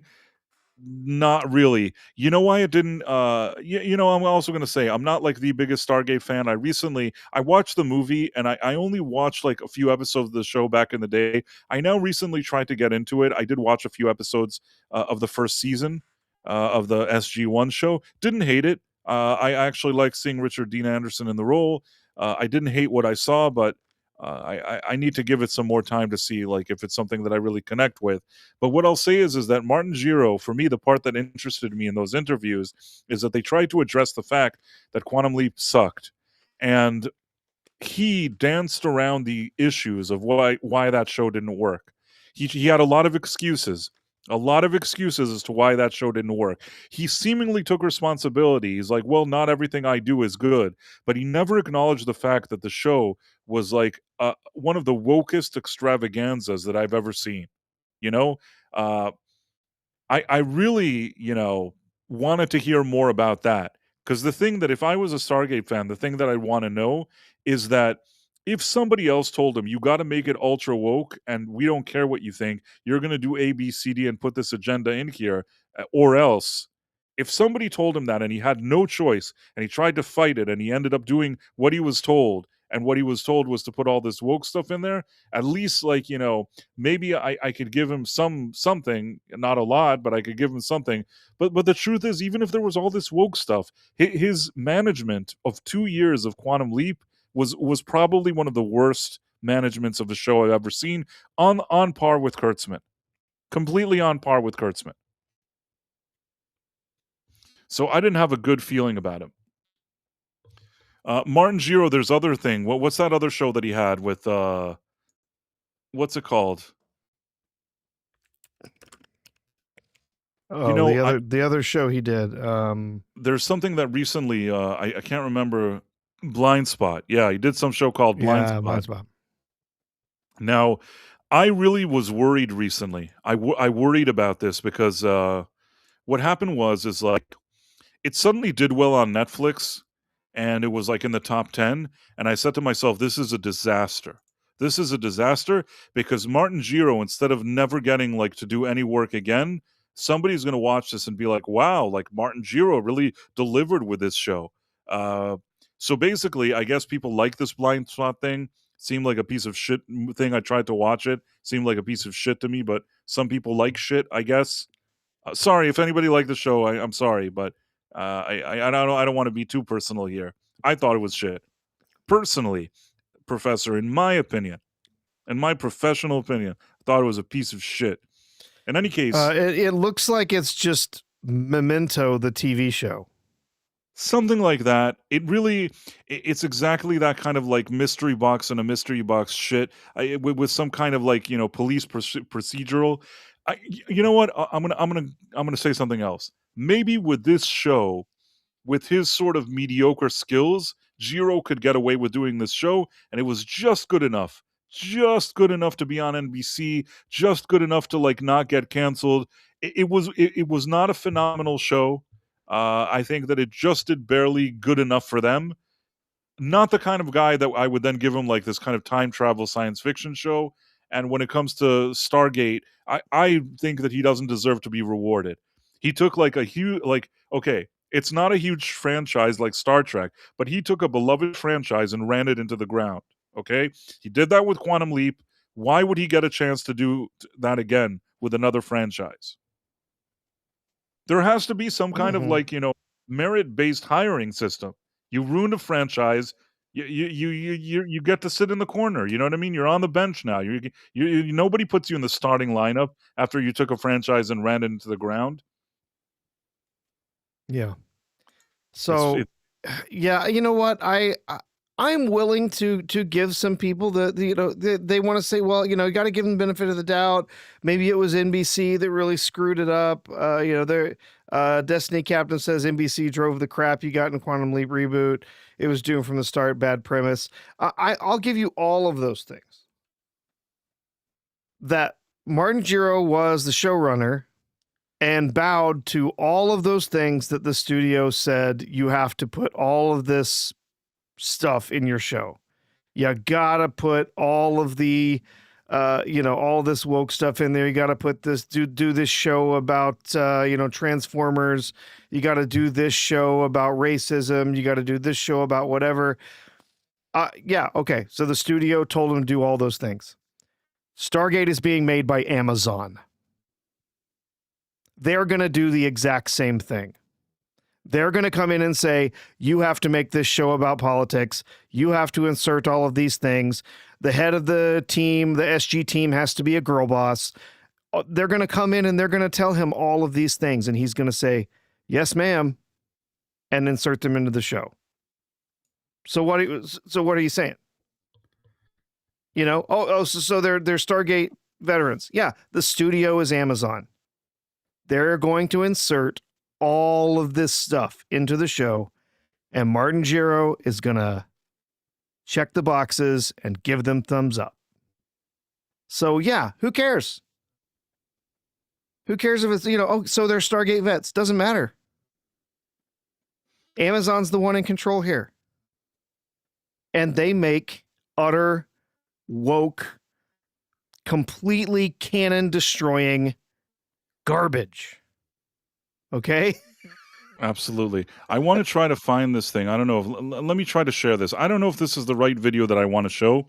There was Quantum Leap hired I think that initially they brought this person on as like a guest writer and director, and then in season 2, they barely made it through season 1.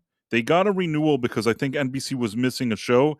NBC like begrudgingly gave them a renewal. And I said at the time, this is Martin Giro's chance to put aside all the crap that we saw this season and fix all the mess in this show. And he had one shot at doing it, and he fucked it up. And what did he do? He took the activist, the Transformer activist from season 1, and he hired that person to be like an even more serious role in the production in season 2. Now, it's like you said, Professor. It could be that somebody says, you got to do it. You got no choice. You got to hire this person. But you know what?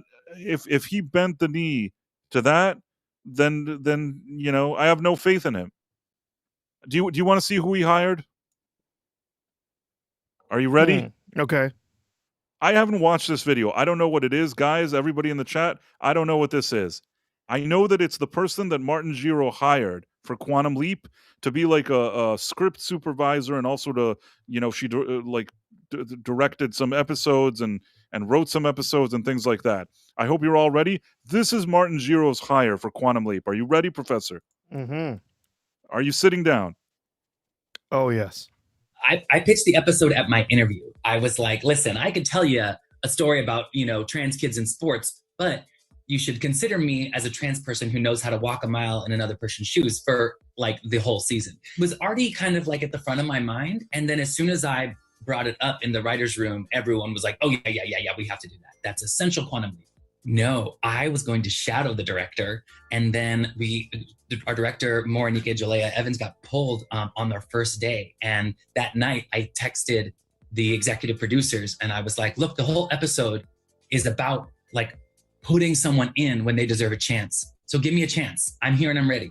And we made it happen. It was wild. We had to get the network and the studio and the Directors Guild all on board in no time to like throw me in. And it was incredible. It was like one of those things that like you read about, and I was living it. And I knew that as I was living it. I couldn't believe, I got the call driving to the set. You're going to direct today. Okay.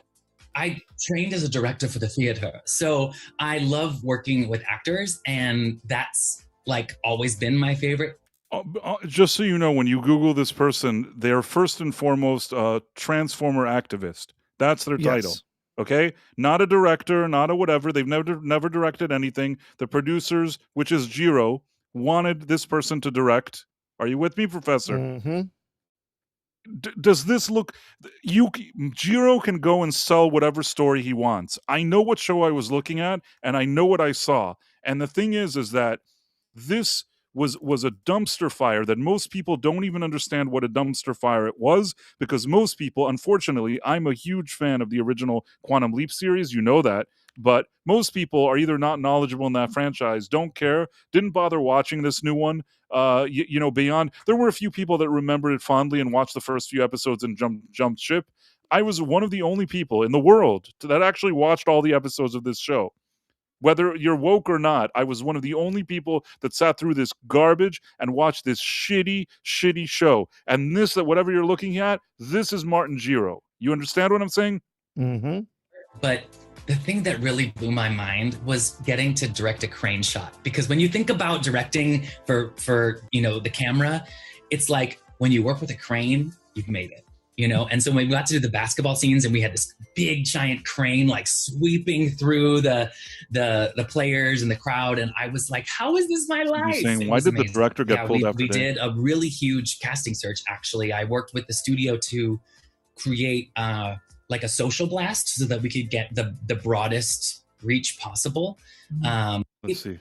Created the character based off in part my own life story and in part the story of two dear friends who are trans and who unfortunately took their own lives of the political controversy, and really lean into the fact that I keep trying to like tell myself, put myself in my own kids themselves on screen. And that it's terrible. I just don't even want to get flagged, so I'm not going to keep all of this here. But trust me when I tell you that this is bad. And I'm trying to see if there was something else. There was something else here that there was a. Maybe this is the other one. Hey everyone, it's Anthony Allen Ramos. Okay, I'm so excited. Quantum Leap every week is bringing us great entertainment, but listen, the brand new episode is written and directed by a good friend of Vlad, Shakina, who is so talented. And spoiler alert, we're also going to see Shakina. And this episode that you wrote and directed really takes on an. There was one thing that I can't find that, this person was explaining how like they were staying true to the spirit of the original show. And I'm like, you are not staying true to the original show. This is just absolute nonsense. Anyhow. How did we get here, Bryce? That's usually the question you ask. How did we get here? Because people were saying like, it's very promising what's happening with Martin Jiro and Stargate. Yeah, Martin Jiro hired this person to first of all do an episode, then to direct an episode, then after that, it became a situation where this person was hired for a bigger role on the production. So it's one out of two things. Either Jiro wanted this, and this is what happened, or the network wanted it. And in both cases, it should be a concern. Because if Jiro, this is what he loves, well, that says something about Jiro. And if it's the network that said, hey, we love all this stuff, and he said, sure, I love it too, that's also an issue. Hey there, interwebs, I hope you're all doing well. So what you're about to watch much like responding to the current cultural I don't know. I can't find it. I wish I could find that clip. It saddens me that I don't have it. But I think you got the main idea. Yep. That for Yep. the saying I'm trying You to eat know my what? breakfast. If it's good, if it's faithful to Stargate, it's faithful to the shows that we've had before, if it's something that feels like it's really capturing the original ideas behind that show, and if they're bringing in some of the actors from the previous Stargate series so that they're really making a connection with the fans, and they're showing that it's a continuation of this universe that we've seen before. If they keep all of that together and somehow they manage to keep all of the crap out of it, that will be great. I'll love it, but I'm not holding my breath, right? To be quite honest, this is what I am expecting to see Stargate look like. Seriously. Like, it's going to look like this. So, maybe I'm wrong, but, this is what Star Trek looks like now. So, yeah. Ugh. Oh, and by the way, By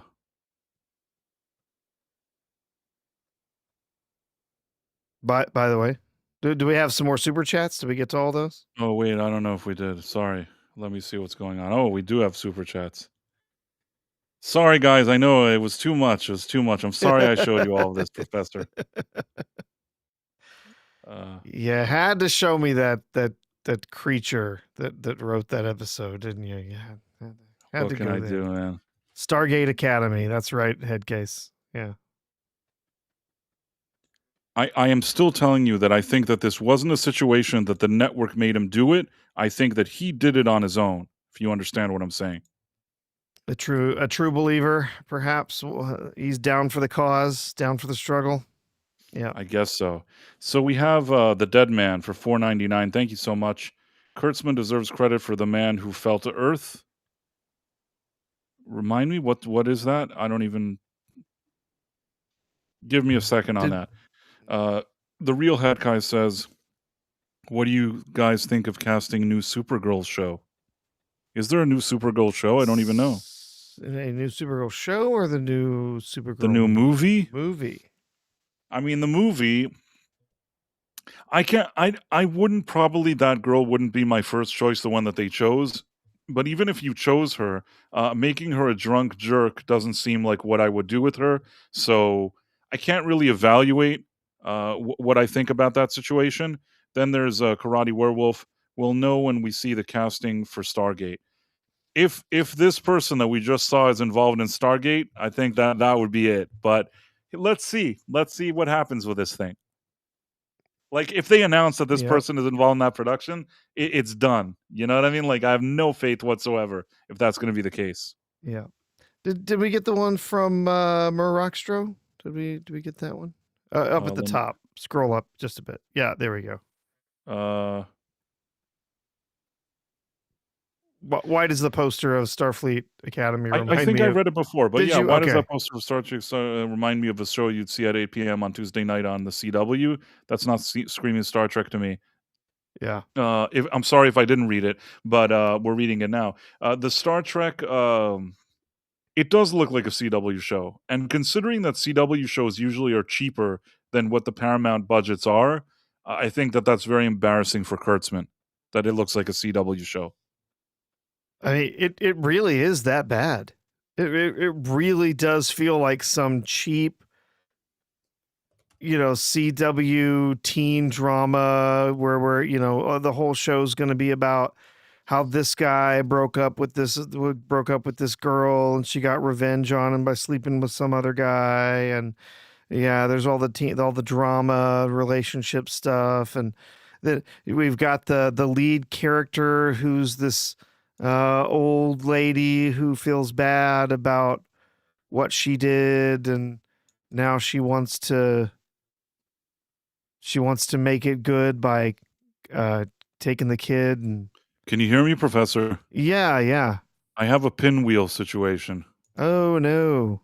Can you? Well, Did anything happen to my graphics in the meantime? yeah, I can't. I'm not seeing anything on the screen. It's turned black. So maybe you got to back out and come back in. Okay, hold on 1 second. Yeah.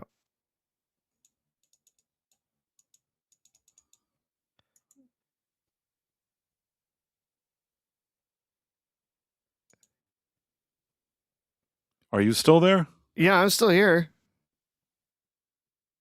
Yeah. Okay. Now Price has got to back out for a minute. Only the best technology. But yeah, oh my goodness, yeah, this Starfleet Academy show just, of course, if you did get to hang out with us last night, you got to hear some of our thoughts on it live. But yeah, just the designs looking terrible. The ship that's supposed to be Starfleet Academy, that's supposed that they're flying around, it just looks awful. It's not practical. It's ridiculous. The designs of the ships now that they have, they're all just they're so like overblown and ridiculous. They're every room that they step into is enormous. The bridge is huge, and there's all this empty wasted space everywhere. Every shot's got to have lens flare in it. It's just it's terrible. And then yeah, just the characters they got. No one cares about any of these characters in this show. So not only is it is it as bad as some kind of a CW crap fest teen drama, but it's not even an interesting one. The Man Who Fell to Earth. This is the thing. Limited series created by Jenny Lumet and Alex Kurtzman. I hate to say it again. It feels like another one of those situations where there's like an Alex Kurtzman piggyback. I almost feel like Alex Kurtzman, if I had to give my 2 cents, is probably like a good marketing man. Kind of like, you sell used cars or whatever it is. He must be like a good marketing man.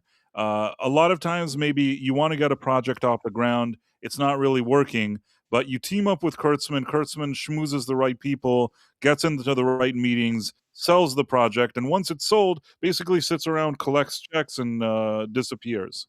So I'm not saying that there isn't room for somebody to be a good marketing man that like benefits from it. It's fine, I guess, but to make him then the guy that's like in charge of Star Trek is the problem. And I think that if I had to now analyze, now that we looked at all this stuff, that's exactly why Star Trek doesn't work. Because in all these other projects, they're never relying on him creatively.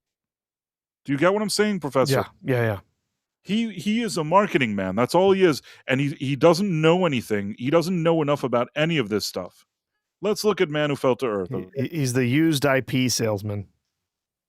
Okay, so in this one, I guess this is what he was trying to say, is that, he directed out of a miniseries, he directed 4 episodes, and the writing thing, he was, again, there's nothing that he wrote by himself.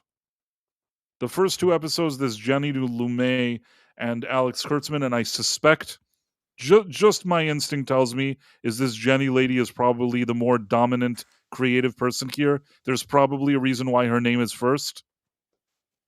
Meaning, like all things considered, you'd think that Alex Kurtzman, his name would be first, but I think that in certain situations, like he piggybacked, I kind of feel like that's why he's the second name.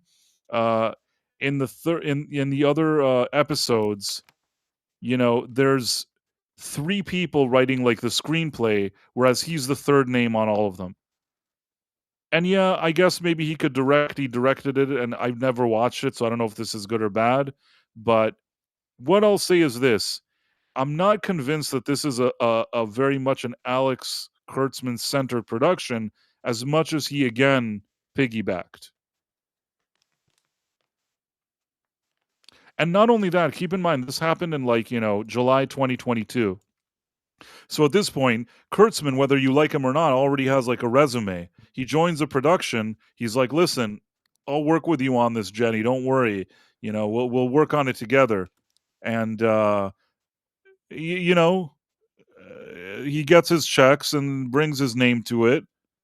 It's CBS Studios, secret hideout. Oh, it's a secret hideout production. They probably sold it to him. They probably pitched it to him, and he said, "Okay, I got it. I know how to sell this." Let's see for a second. Oh, and we have a Rumble rant. As soon as we finish this topic, we got a Rumble rant. Okay. Too. Let's see for a second. Where's the Rumble rant? Oh, I can share it. Okay, you share it because it disappeared from me. Oh, well, I thought I could. Karate Werewolf says that when I saw it was attached to the show, I didn't bother. Where do you see the Rumble rant? I don't see it. Why can't I find the? Here it is. Here you go. Okay.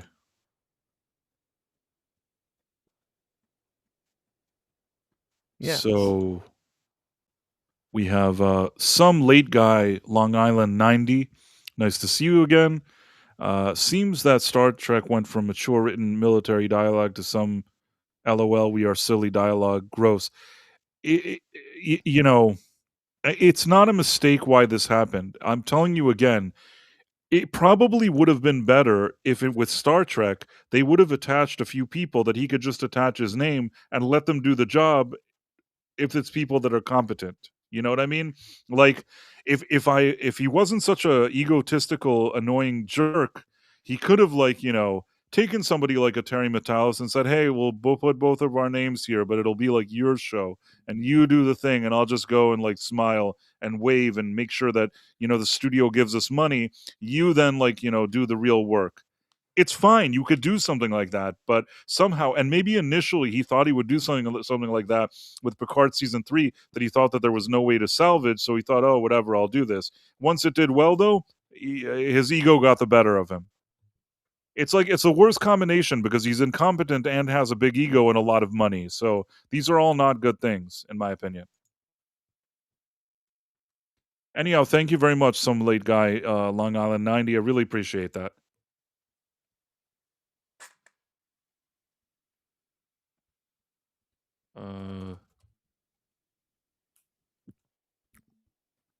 Are you Yeah. okay, Professor? Yep, I'm good. I'm good. Feel like you became Sorry, I was just distracted looking at chat, looking at other stuff online here. Yep. So it said what basically else, from what I'm Bryce? looking, they Yeah. both had deals with CBS, Lumet and Kurtzman, and they teamed Yeah. up to work on this show. But yeah, But then it went to Showtime. Is Showtime I guess 'cause Showtime is owned by, Paramount CBS thing? I think it was owned by CBS. I don't even know what's happening with Showtime now. Does it even exist? Oh, I'm sure it still exists, but yeah, I don't know what's airing. I feel like that whole channel fell off a cliff. Some late guy 90, Long Island 90 says, also Star Trek actors used to be elite actors and Broadway level actors, and it just seems so low. Yeah, you had people, you had real actors and real people, serious people working on that, serious writers, serious actors. You can't compare the level of what used to be on those shows and what you have now. I mean, one of the reasons I like Quantum Leap so much is that I think that Scott Bakula, before he actually did Quantum Leap, he was very big on Broadway. He was nominated for lead actor for like a Tony Award, considered like the toast of the town in Broadway. And then he went to do Quantum Leap, and then he went to do Enterprise. So yeah, they had that Patrick Stewart. That's like a Shakespearean type of actor. So they certainly brought real actors there. Wasn't some. They knew that if you wanted actors, you needed to anchor the show with people that can really do the job. I also think I'm sorry now. I'm blanking. I'm ashamed of myself. What show? What? Avery Brooks, I thought was good as Benjamin Sisko. Yeah. I'm saying you had people that had some kind of gravitas that took what they're doing seriously. The level of whatever we see now, when we looked yesterday at that Starfleet thing, it's embarrassing. And all of those Kurtzman, he doesn't have the tools. Anyhow, so we went over Stargate, Jiro, and Kurtzman. I don't know how we got to all these people, but there's other things that we Yeah. need to talk about. So So yeah, I will say because we got the super chat earlier from Headcase asking about a Supergirl show, and someone asked if he said no talk about the Supergirl show, and then they were asking if it was talking about the movie, and he said no, there's a new show. I have heard nothing about a Supergirl show. I haven't heard anything about that, Headcase. I don't know anything about it Yeah, either. I haven't there heard- used to be a show on the CW Yeah, that about with with Melissa Supergirl. Benoist Yeah. show. Let's see, new Supergirl show. It's only the movie. It's only the Supergirl movie. Yeah, I'm only seeing stuff about the movie that I can find when I'm searching for it. So, yeah. Now, do I have a good feeling about this new Supergirl movie? Not really. No. Mm-mm. Did No, you? honestly, there's nothing. There's no new trailer. There's nothing else that came out with Supergirl. If you have something, you're welcome to send it to me. But I can't find anything. And as of now, yeah, he says so they're gonna send you a DM filming. Send you a DM. Oh, okay. There's this price. Did you see this today? what is it? This would be Sophie Turner in her new outfit for playing Lara Croft. Yeah, I'm not feeling it. I'm sorry. I don't think she was ever right for this. I'll tell you this. I don't hate Sophie Turner, but I don't think No. this is right for her. This just doesn't, you know. I mean, I know that today Angelina Jolie is like a weirdo, and it wouldn't be my first choice, like to hang out with her because she seems like really difficult and annoying and all this other stuff. But Mhm. I can't take away from Angelina Jolie one thing: when she was Lara Croft, pretty Yeah. good, pretty Yeah. good. Yep. Oh, I'll be honest. I'll give it to Sophie Turner. She looks like she's worked out. She looks like she's Yes. she's actually been getting fit for the role. 2 thumbs up. Great job. I appreciate that. That she's actually taking it seriously. I don't hate her. I told you the truth. I don't hate her. I don't hate her either. I'll be honest with you. I haven't really seen anything that I was particularly like enamored with her in the role. No, but I don't hate her either. But yeah, I've never been in anything where I was like, oh geez, this is she's terrible, right? So it is what it is. I have absolutely no faith in this show, whatever, knowing who's behind the show, who's writing it, right? Who's involved in its production. So no. Well, I'll be honest. I think that I mean, if you look at it, it's fairly consistent costume with what we've seen, and especially in the newer versions of the character, the more recent versions of the character. But yeah, there's nothing here that says, "Oh, this show is going to be great," right? But yeah, I'll give her props. Definitely looks like she's been working out, making sure that she's fit for the role. So good on her. I'm glad to see that. You get way too many actresses who just that don't even try, right? So I told you, I don't personally hate her. I don't hate Sophie Turner. It looks like she went to the gym and she made an effort. It's not a matter of how I feel about her as much as I don't think that she was the right casting.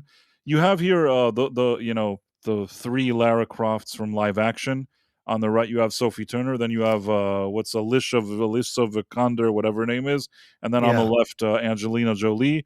As I said, Angelina Jolie today seems like she's very eccentric and strange, but I can't say that she didn't look and act the part when she was Lara Croft. Hands down, the Angelina Jolie version is working for me better than these other two. 6 says, I don't hate quote, I don't hate Sophie Turner, but her boobs just aren't big enough. Unquote. Price. It's not even. I want to tell you this. It's not only that. Beyond that, I still think that she doesn't seem like the right fit. Uh, I think that when you look even at these pictures, again, maybe today she's a weirdo, but and maybe then she was then, but Angelina Jolie understood the assignment. You could tell even from the picture, from the vibe she gives, without knowing anything. If you just now told me, like, if I didn't know who these actresses were, and you just said that I have to pick one, I'm picking the one on the left. Hmm. I don't know if that makes me a bad person, Six, but I'm picking the one on the left. Professor, who would you pick? Yeah, it's gonna have to be Angelina Jolie. Yeah, I know later she does weird things today. Oh There's yeah, really, later. Yeah, I'm just saying her and playing that role in the film. Yeah. today she's like an activist and she like, drives, I think that she drove Brad Pitt insane and all this other stuff. And maybe he deserved it because he probably shouldn't have left his first wife for her. That was probably a mistake. Just my 2 cents. I'm being an asshole now. It's not my business. It's not that I don't think that what I said is true, but I shouldn't have said it, Professor. I'm still wondering about this Supergirl thing. Did you get a message Not only that, from no, I Headcase? didn't get a message, but let me see right now. Let me check. Let me see the message. I'm looking through my messages. Can't really find anything. There was something that he sent me, like a picture of a few things, but these pictures that he sent me, it looks like Melissa Benoist, so I don't really know what he meant. Uh, Uh, he sent me a DM earlier. I don't think he sent me one now, but let me try to share what he sent. And as far as I can tell, this is Melissa Benoist. I don't know who the bottom right girl is because she doesn't look like Melissa Benoist, but the top two and the one on the bottom left look like Melissa Benoist. yeah, the top two are definitely from the previous Supergirl show. That show Bottom is left done. likely is the same. It was pretty crappy.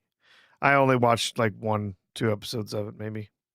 Maybe Brad drove her insane. You know what? I would accept what you're saying, Six. The only problem is that even when she was married to like other people before, she did a lot of weird things. She was known for being kind of like out there.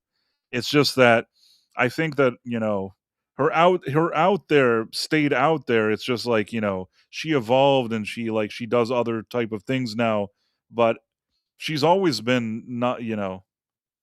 I think that when Brad Pitt, like, left Jennifer Aniston to be with Angelina Jolie, she looked like it was, like, at her best, Angelina Jolie. It was, like, the best she looked, and, certainly that could sometimes, I guess, influence a man, I guess. But I think that in the long run, he seemed miserable over the years.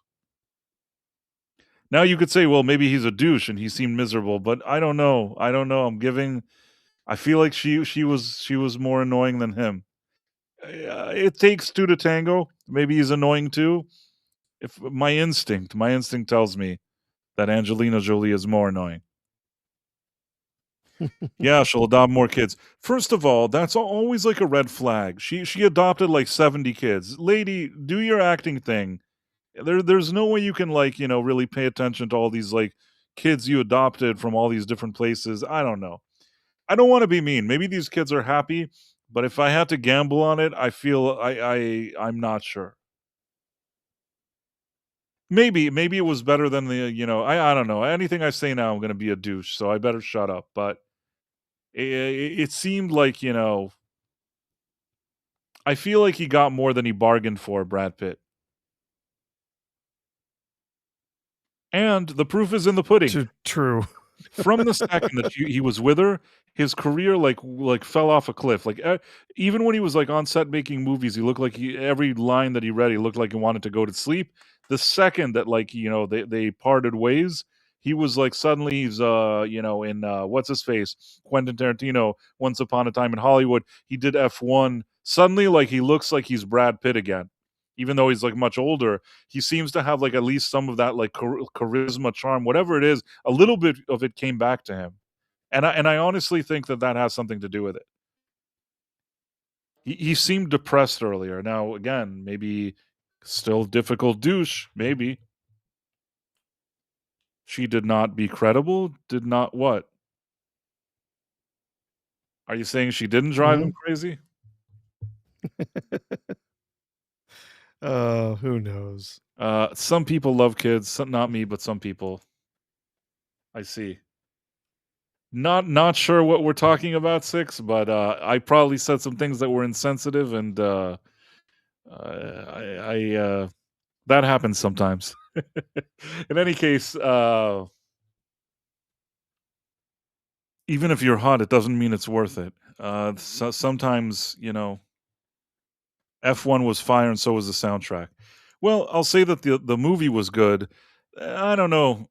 I don't know what to tell you about the soundtrack. I mean, it sounded fine, when I watched the movie. I don't know if you're talking about like to the more like the score. If it's like musical score, if it's like Hans Zimmer or whoever did it, no problem with that. If you're referring to like songs where like Ed Sheeran is singing, we're parting ways on that one. Like I have nothing with Ed Sheeran. Don't care about him or his music. I mean, I'll say this, and I've said it before. Out of like all those kind of like douchey whatever I don't know, not to say douchey. How do I? These kind of like not so testosterone driven singers that we have today that are male. I think that like Ed Sheeran, if you give him a guitar and you see him playing, he's not completely untalented. I don't think that he doesn't have talent. It's just that like there's no music that he made ever that I feel like listening to. I think that if I wrote a song and I told him perform this song, he could probably do it. Maybe if he didn't feel necessary that he needs to like appease the labels or whatever, maybe he could do music that wasn't as like cheesy and annoying as what he makes, but I don't know. I don't think much of him. Everybody's entitled to your shitty opinion, but not to your shitty facts. I don't know what facts you're talking about. I have no idea. I feel like she she is not. She did not adopt 70 kids. All right, Okay. fair enough. Fair enough. I agree. Obviously, that was an exaggeration. She didn't adopt 70 kids, but I am curious how many kids she did. I'm going to do a thing now. How many kids did Angelina Jolie adopt? And it's funny because it completed the sentence for me. Okay, fine. Her children are this adopted children. She has 3 adopted and 3 biological. Yeah. All right, perhaps I was a bit harsh on her. 6 kids doesn't matter adopt or not adopt. 6 kids is a lot. I feel like this wasn't it a gag in South Park, right? Where she was coming through and everyone was afraid she was going to adopt them or something. That was I think that was there was something like that. Marla Sharondoff says, my grandparents had 5 kids. Well, back in the day, I think things were a bit different. In the older generations, you had like people that just had more kids and a lot of different things happen. Oh. These days, I think you have less. 5 kids is a lot. It's a big responsibility. It's not. I don't know how many Catholic families you know, Price, but they have a lot of kids. Oh my god! So we know one particular family. They're friends of ours. They have 8 children. Wow. I think they're done. But they have 8 children. People do whatever makes them happy. I'm not going to judge anybody. I'm not even going to judge Angelina Jolie. All I know is that if you want to be an actor and be more creative, I think having like 6 young kids at the same time can be draining.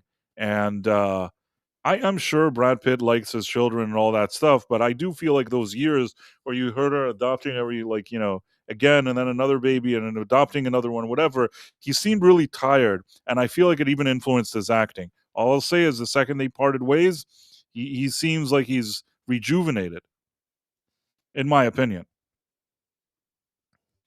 Yeah. So let's what else is on our docket today? We had something else. Okay, so we talked about KK. Right. Was on the there was a list for question if James today. Gunn sucks, but I don't remember why. Oh, Just a quick Well, I mean, question. the answer is yes. The I mean, answer is I yes, think we but can I'll tell probably you. move on. No, but there was something that he announced. Yeah. He announced a project.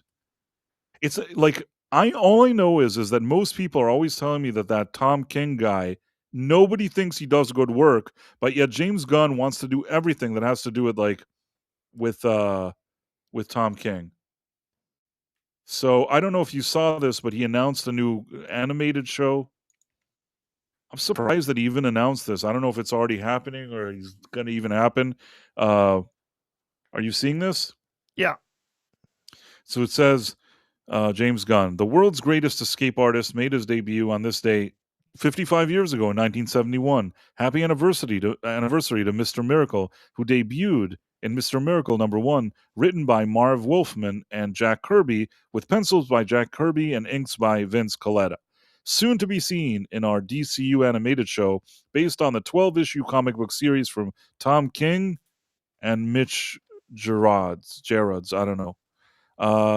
Why does it keep wanting to do stuff from Tom King? I feel like those are usually not popular. I think Tom King is making the types of stuff that he wants to make. He's making stuff that's full of modern politics and full of, identity stuff and whatever, right? I think that's what he's looking for. Somebody put this here, and maybe this was trying to show that, it's not as popular as James Gunn thinks. I think that this is what the post meant, because somebody wrote, just one post, LOL. $65 for Mr. Miracle episode, first, issue. Now, usually, if it's something really popular, you don't usually get the first issue for $65, I assume. So in this new Mr. Miracle, it reimagines Jack Kirby's original character, who was one of the new gods. His name was Scott Free. Hilarious name, by the way. Scott, it reimagines him now as a depressed, traumatized escape artist who survives an attempt to Minecraft himself, and it becomes trapped in a warped reality where he has to explore various things in his marriage, PTSD, and domestic life and whatever. See, it's full of all sorts of exploring all sorts of weird things instead of the original character, right? So interesting. So what do you think? Do you think there's any, and we'll just quickly gloss over this and move on to Kennedy, but do you think, what is this? Do you think there's any, this just seems like another one of those stinker creature commandos. Why is he insisting on doing this crap, and why are they letting him do it? Yeah, they wrote a contract that they really regret. Maybe. I mean, there must be a limit. There's it's just it's another crap animated series no one's going to watch anyway. So right, but it still costs money to make it. No. Yeah. Like, what's the end game? Why would they even let him? Creature Commandos, nobody cared about it. It didn't chart anywhere. Nobody watched it. There was no buzz. There's no positive reviews for it. Nothing. Nobody cares about Creature Commandos. Why is there now Mr. Miracle, this random, kind of, reimagined thing that initially wasn't extremely popular to begin with? Mm-hmm. Just feels dumb to me, but what do I know? Yeah, it looks like LK8181 in the chat on YouTube says Tom King is all about writing depressed characters, usually with mommy issues or women who are mommy strong. He is known for tearing down characters and not building back up. I despise him. Yeah. Yeah. I think that when I was at Comic-Con, I think he was there, but I didn't know what to say to him. I felt like I wasn't knowledgeable enough, in all his weird stuff, because I don't really read his comics. So I knew that there was stuff that he's done that people don't like, but I didn't know, I wasn't well equipped for the conversation. So regretfully, You didn't get the Price of Reason interviewing Tom King. Anyhow. Nope. Unfortunately, no. We did not get to see Producer Price on the scene. Producer Price. Well, now I guess we can talk about Kathleen Kennedy. And today I tweeted something. First of all, again, I'm going to do the producer Patrick thing. Let me see if I can share it. My analysis, much like with Superman and James Gunn, when it comes to Kathleen Kennedy over the years, has been fantastic. Like, let me see if I can find this thing. So basically, I don't know if you can see this. On January 7th, can you see this now, right now? Mm-hmm. This is something that I took a screenshot from my YouTube. On November 23rd, 2022, I made a video called Kathleen Kennedy is staying at Lucasfilm forever. Disney CEO Bob Iger, Lucasfilm plans, Star Wars. Now, the thing is that at the time, I don't know if you realize this, there was a lot of talk about her like leaving. This has happened many times over the years, but those were one of those cases that you have like the Sparrow said that like there's like an investigation. I don't know what you know what I mean. Like the weirdest stuff. She's being escorted out of the building. Her email has been frozen. The weirdest things. Like all of that was being said at the time, 2022, and I said at the time, this is all nonsense. She's going to leave whenever she feels like it. It's going to be on her own terms, and nobody's going to push her out. She's not going anywhere. She's staying as long as she feels like staying. So I said this in 2022. We're now in 2026, and I feel like this has aged well. Because it's November, it's not like 4 years, it's more like 3, but you understand what I'm saying. Oh, yeah. Then on 2023, there was another round of rumors which suggested that Filoni was going to replace Kennedy at Lucasfilm. This was, again, pushed in the trades, pushed all over the place, and I made, again, Kathleen Kennedy out, Dave Filoni in, and it's a question mark, because if you watch the video, I say the same thing again. I said this is all a crock of shit. She's going to leave when she's good and ready, and even when she leaves, they're all going to cheer her and say how great she is, and I'm just curious. Now, somewhat curious about it. Anyhow, I wrote over 2 years ago, I made a video about a rumor that Dave Filoni was replacing Kathleen Kennedy at Lucasfilm. Since then, nothing has changed, so I really don't feel like making the same video over again. And this is from January 7th. Then today, finally they announced that this is really happening. She's doing it. And if you saw here on January 6th, I wrote, Kathleen Kennedy, this is 10 days ago. I wrote, Kathleen Kennedy reportedly stepping down in favor of the overrated Dave Filoni is not what you think. She'll likely still stick around at Lucasfilm as a consultant in order to make sure Star Wars remains a complete joke. And then today, when you look at Variety, and we'll open that article soon, it says that Kennedy will continue to have a relationship with the company and will serve as producer of the studio's next 2 theatrical films. So it's sort of her leaving, but not really. You know what I mean? It's still not a situation that she's now like leaving and never to return. She's still in the mix. She did an interview explaining she's still working on these movies. She's weighing in. She's giving input. This is not a situation that anybody has embarrassed her or humiliated her. Security has not escorted her out of the building. She's not walking around with a cardboard box. Do you get what I'm saying? Yep.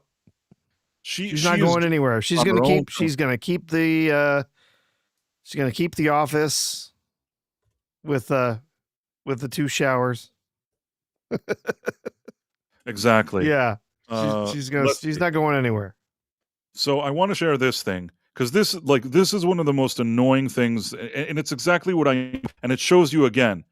This is Deadline, and you have to understand, this is a very carefully crafted article. This is not some person that randomly wrote an article. This is like PR people that cost a lot of money, have sat here and crafted this together with the people of Deadline. This is not a shooting the breeze type of article. This is very, very strategically planned. Are you ready?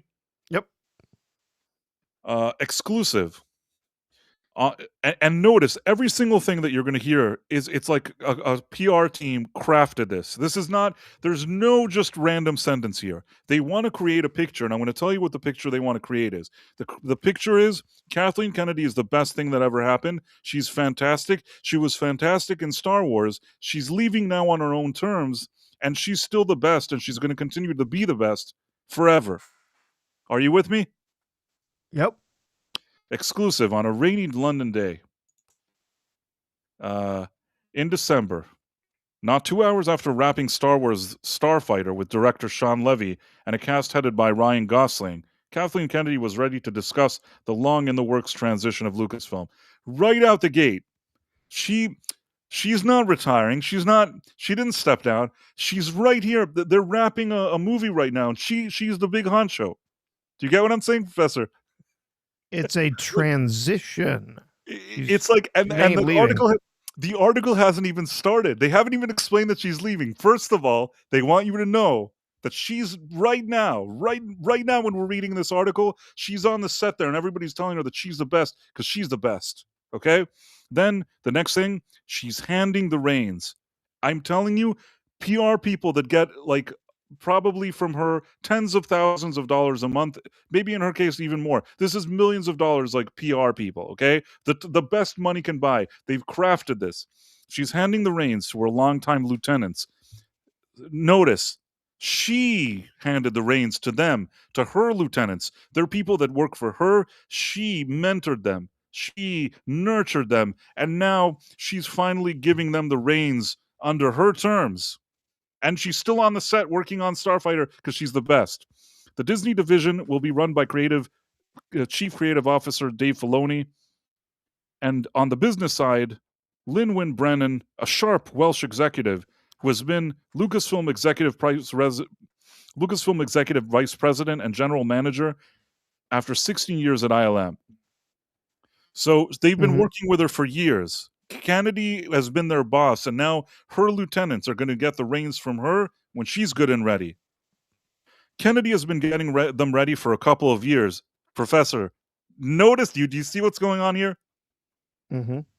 They haven't even asked a question. This is an exit interview. They haven't even asked her a question. All we're getting is like an exposition dump. Yeah, it is glowing. Oh, she's going to do this and that and whatever. It's like an exposition to a very bad screenplay where they're explaining that but it was carefully crafted. Kennedy has been getting them ready for a couple of years. It's her choice. She chose them. She's doing it. As she plotted a return to her first love, she's plotting, producing.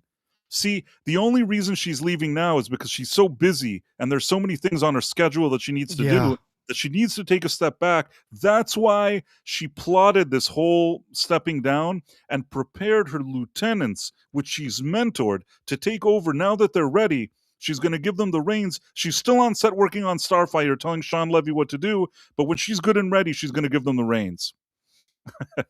I'm sorry, this is annoying me so much. We haven't even gotten into the interview. She will be making a lot of Star Wars films far in the future, as well as teaming on some projects with Frank Marshall. They've been married nearly 40 years and fell in love as they presided over Steven Spielberg's Amblin in its heyday. Piggybacking off of Frank Marshall. By the way, Frank Marshall, the bigger talent there, piggybacking off of him. And Spielberg, name drop. Oh, yeah. Kathy, you may think about her Star Wars, and don't forget that in the heyday of whatever Spielberg was doing, she's the best. She's the best, and even Frank Marshall she's the best. Before taking up George Lucas on his offer to run Lucasfilm, George Lucasfilm, his dream was that Kathleen Kennedy takes over and runs it into the ground. What nobody is talking about is that George Lucas thought that they would still want his creative input, and she would be sort of an operations manager. Nobody's mentioning that. George Lucas thought that he would be what they're saying that Dave Filoni will be, whereas she's going to be the Brennan Welsh lady. Do you get what I'm saying? Mm-hmm. But nobody is explaining that. Okay, George Lucas, his dream was that she take this franchise and run it into the ground. 2012, before Disney acquired the company for over $4 billion in cash and stock, Kennedy already had a hand in what seemed just like about every significant blockbuster that has been part of our lives. Her first producing came on Poltergeist and E.T., The Extraterrestrial, followed by such films as Schindler's List, The Sixth Sense, Munich, War of the Worlds, The Diving Bell and the Butterfly, Lincoln, and franchises including Jurassic Park, Indiana Jones, and Back to the Future, including the Star Wars films that she produced. That's more than $11 billion in global grosses. Okay, there's a lot to unpack here. Basically, all of Spielberg's like biggest successes have now Yeah. been attributed to her. It's like nobody's explaining that she is the fourth film with the team of like Spielberg, that he is the one with a creative vision for all of these things. If she was in charge of any of these movies on her own without Spielberg, none of them would do anything. She wouldn't even be in charge of them. She would be doing nothing. So all of this is bullshit, and trying to tie that with the Star Wars and the $11 billion, this is such fucking nonsense, Professor. Oh yeah. Anyhow, people are probably sorry if I'm losing it. In any case, so they did that. They haven't even asked her. This is the interview, the exit interview. Haven't asked her a question yet. They have to explain to you, because Professor, if you were confused, do you understand now that Kathleen Kennedy is the best thing that ever happened? Oh, she's amazing. She's responsible for billions of dollars of movies. She is the best. Yeah, the best she's thing that amazing. ever happened. Okay. Since she took the top Lucasfilm post almost 14 years ago, and in that span, the company generated 5 features that continued the saga Lucas began in 1977 or branched into other directions. She ran it into the ground, but okay, those films had global box office of $5.9 billion. The first, Star Wars The Force Awakens, became the highest grossing film ever in North America with $936 million statewide, as it became one of only 7 films to cross the $2 billion globally. The Last Jedi and Rise of Skywalker, which completed the Skywalker trilogy, grossing $1.3 billion and $1 billion. So it's a diminishing return, but nobody's addressing that. Yeah. The first movie, just so you know, and I always say this, if Force Awakens was Yoda taking a dump for 2 hours, it also probably would have cracked $1 billion. Whatever Yeah. you would have seen in there, if as long as it's a Star Wars movie, probably would have cracked $1 billion right out the gate. Okay. Yeah. But you do know, of course, you know, they're here, they're reporting all these gross numbers, right? Yeah. Of the 5 theatrical movies that she has been, you know, in charge of in the Star Wars, you know, canon at Disney, across those 5 films, Disney only made a profit of $1.2 billion. After everything they spent on all of these movies, they only made a profit of $1.2 billion. And the studio cost Disney $4 billion. Exactly. Not to mention they then spent like the millions of dollars on the Star Cruiser thing the way she wanted it. That was billions of dollars. Several billion dollars. Yep. Yeah. They lost money. I'm not saying they never made money on Galaxy's Edge, but they certainly lost money that they could have made. She didn't insist that the OT characters shouldn't be there.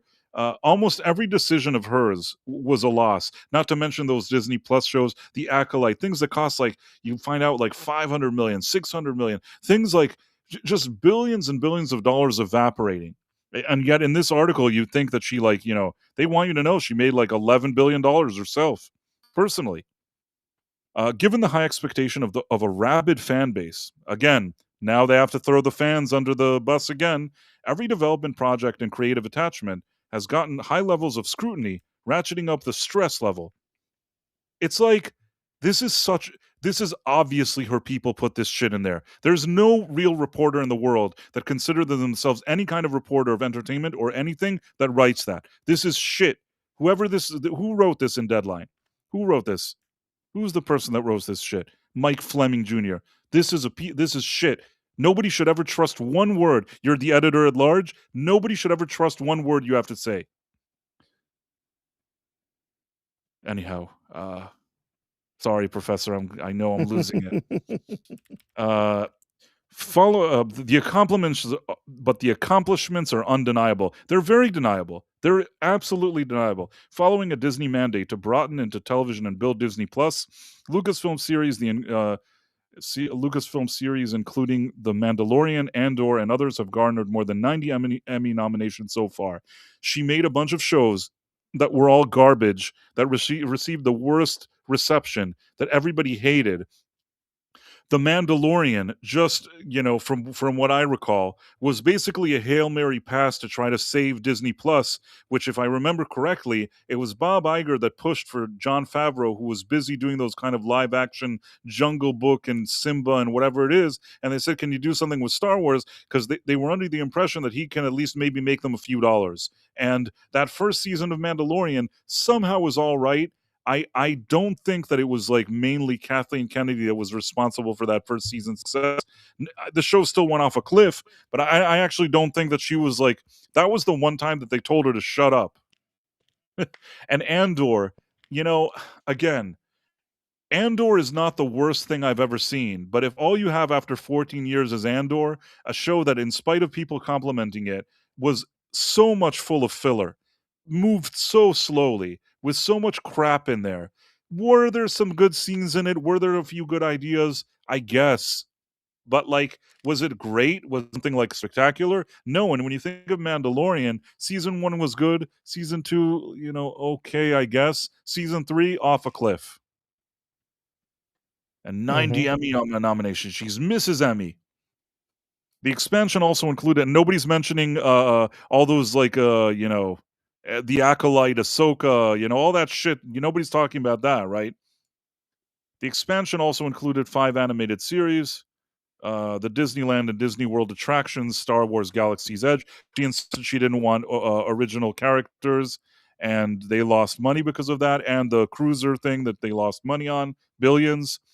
And the evolution of Lucasfilm Games is... Professor, is anything even going on with the Lucasfilm Games? Not much.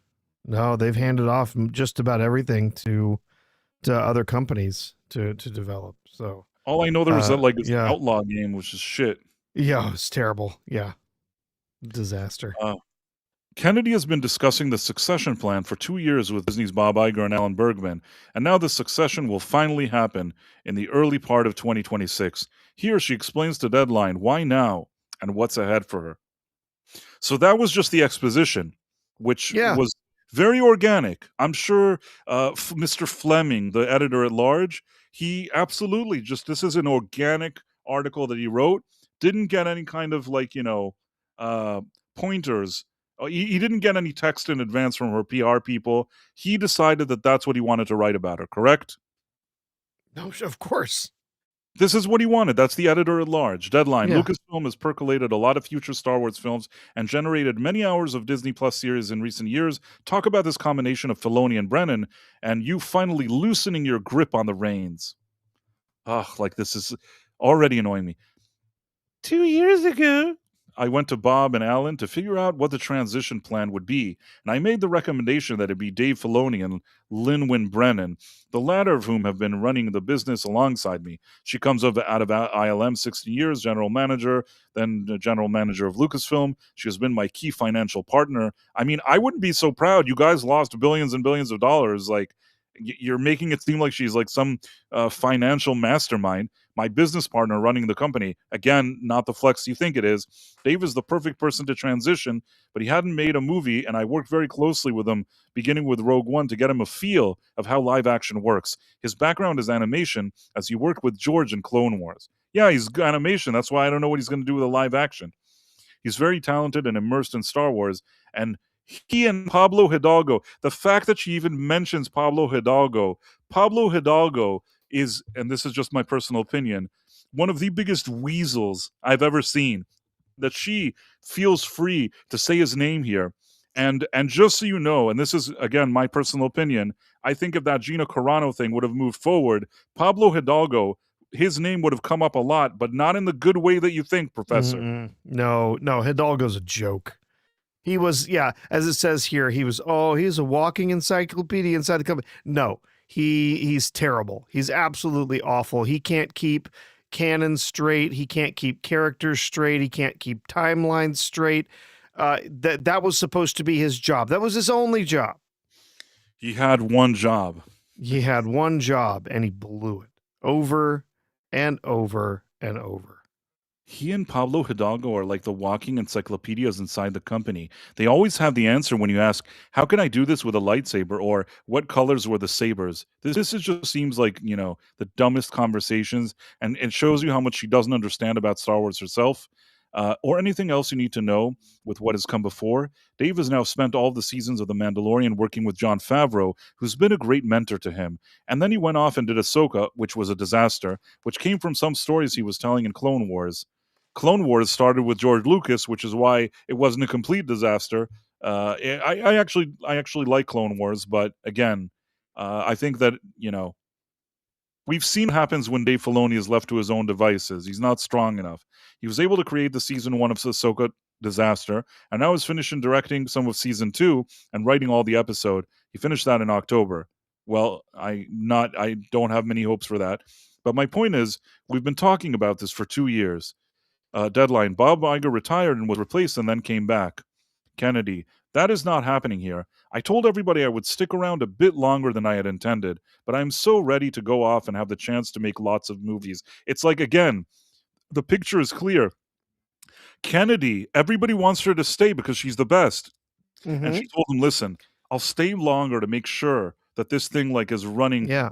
This is a tight ship that's running. Gonna stay a little longer.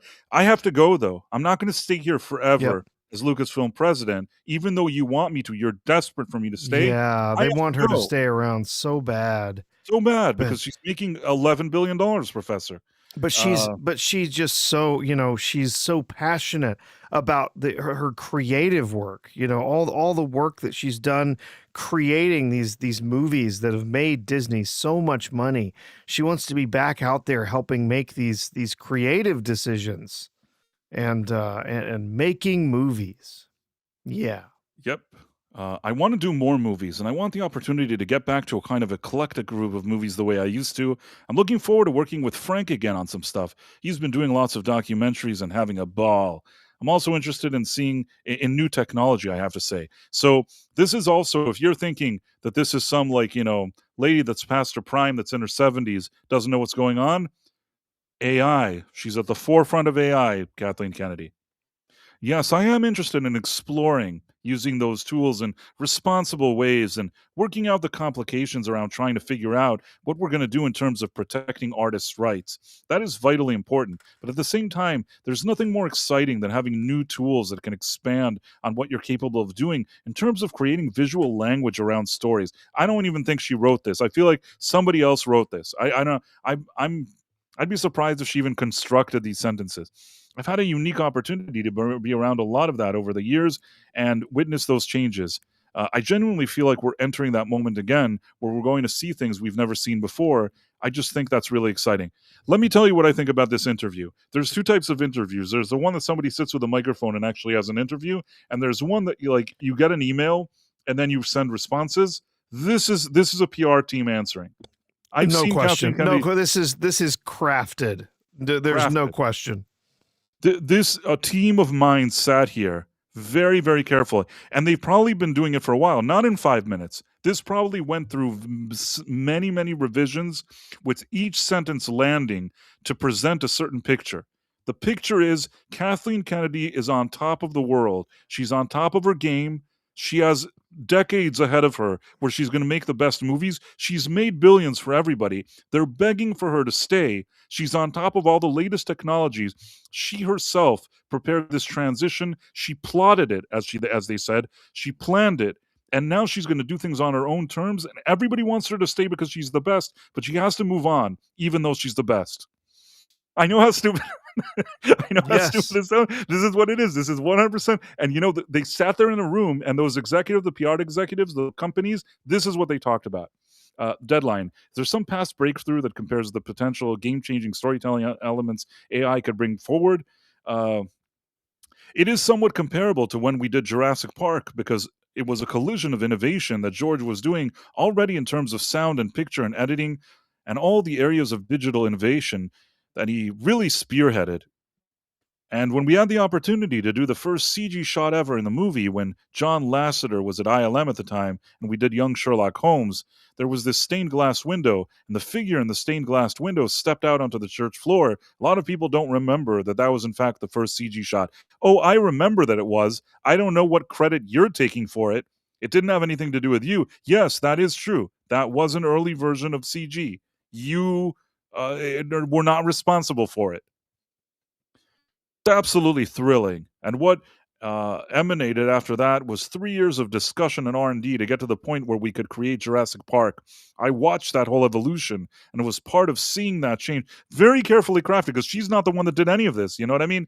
She watched the evolution. She was part of seeing the change. This is 20 people of the top of their game in PR writing this. Very expensive ones too. And the way we made you know what I'm saying? Once it's Spielberg and Lucas, we did that. I was a part of it. I saw. We made big special effects movies. I'm not saying that it impacts every single story you're going to tell in cinema, but certainly for big tentpole stories, when you're trying to world build and create images people haven't seen before, I really believe this technology is going to do that. This does not sound like her voice. She's never said any of this. Deadline, you've just wrapped the 6th film in the Star Wars universe. Is Starfighter meant to be an ongoing theatrical series? It was envisioned as a single film. Sean Levy just made the experience so pleasant for everyone, and we found this 14-year-old kid out of Ireland who had virtually no experience. That's always risky, hanging a story so much on a child actor. You're not exactly sure how comfortable they're going to be. Flynn Gray turned out to be such a special kid. When you cast kids, a lot of it becomes about the parents. He has great parents and got lucky there too. Not only was he there with Ryan Gosling, this movie is structured in a way that he has kind of a new actor coming in every few weeks, and he was one-on-one with Matt Smith, Amy Adams, Aaron Pierre, and each one, it was so great to watch him because he would just get so excited by the actors he got to work with. It was like he was in the best university you could possibly be in. I think the reason why they're doing this is to show like how much she's involved in Starfighter. Maybe they really believe in it. And also to show that like she's not leaving. You think she's leaving? She's on the set of Starfighter now. She's the boss. Starfighter is happening. She's there telling Sean Levy what to do because she's the best. Kennedy, there's a beauty in being at the stage of my career where you pretty much know what you're good at and what you really want to do, which is nothing. You're not good at anything, lady. And that's an incredibly satisfying feeling, is it? I never envisioned that I would ever be an executive, but I don't regret any of that. What did you think you would be? What did you think? What did you think you would be? I mean, I actually, you know what? I didn't envision that you'd be an executive either. Certainly not in charge of Star Wars. I find it fascinating to have now seen the business from all sides, have a much deeper understanding for how decisions gets made and why, and when things seem irrational or whatever. And you understand what's leading to that. But my love is making movies. I just love making things. What do you love most about it? I love the community. I love the shared experience. I love the collaboration. Ugh, just a bunch of. I feel like skipping over this. You're present all the time. Blah blah blah. You're making things. Blah blah blah. This is all shit. I'm sorry. I'm just skipping over it. One of your first producing credits came on E.T. That must have been a crazy film to make. It was, but don't forget, Mike, in the context of what we think about today, that was a $10 million movie. It was a little movie. Today, that would be considered very much an independent movie. So this is her just tying herself to E.T., even though, like, you know, like people say here, she was like just an assistant there or something. I don't even know what she did there. Raiders of the Lost Ark, Poltergeist, Back to the Future, Jurassic, blah, blah, blah. You're the best.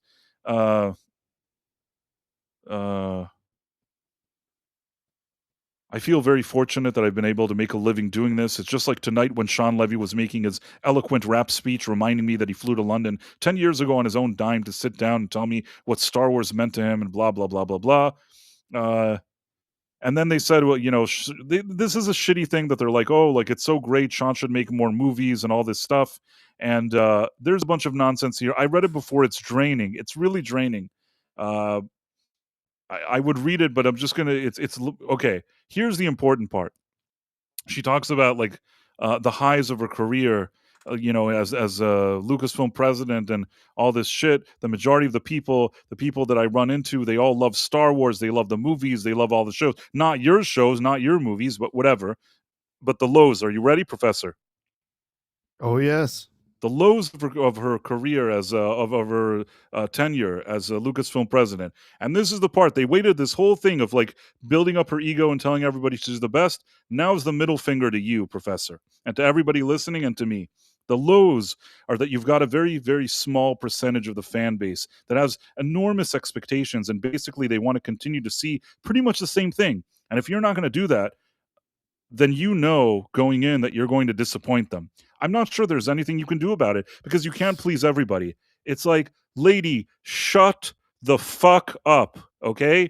There's not a matter of pleasing everybody. It's not a very, very small percentage. If it was a very, very small percentage, you would have made 50 Star Wars movies. The truth is that Solo flopped, Rise of Skywalker lost money, and you know, you drove the franchise off a cliff. All your shows got terrible ratings, had to be canceled. There was all this shit happening. You suck. Yeah, Like, but the next sentence is the best, Price.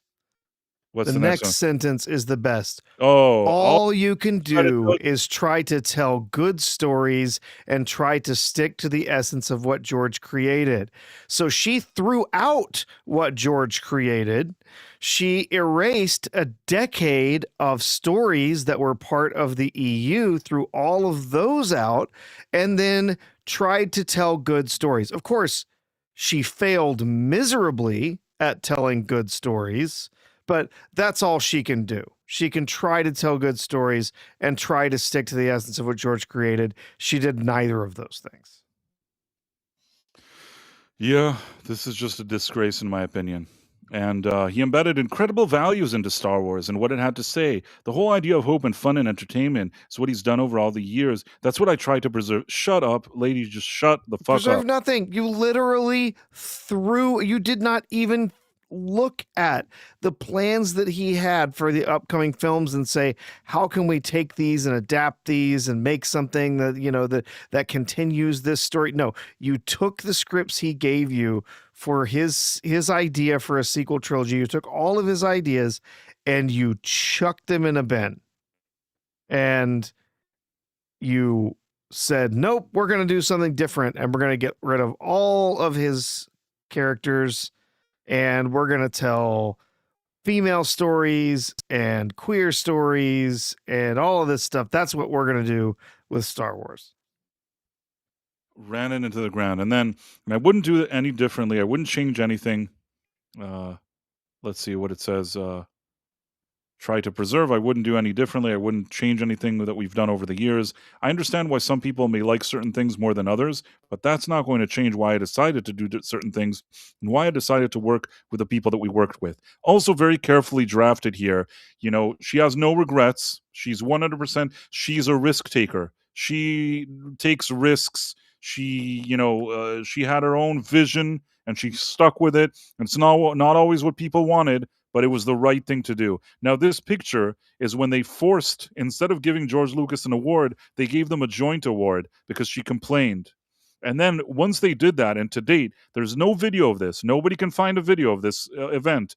From what I remember, based on the text that I read that was said in these speeches, George walked onto the podium and said, when I, you know, created Star Wars, you know, I wanted to make the impossible possible for moviegoers. I'm so thankful for the award. Said a few sentences like that. Very nice. Everybody clapped. Kennedy, in this picture that you see her, if I'm not mistaken, this is the part that they gave her the award. She starts talking about social justice, how she's a champion of social justice. It's like, what the fuck are you talking about? This is exactly why your Star Wars sucks, and you shouldn't have even given this joint award anyways. Yeah. Anyhow, I think everybody that came into the Star Wars space, they love Star Wars, and that was the first and most important. You want to have people coming into Star Wars and wanting to tell stories and blah, blah, blah.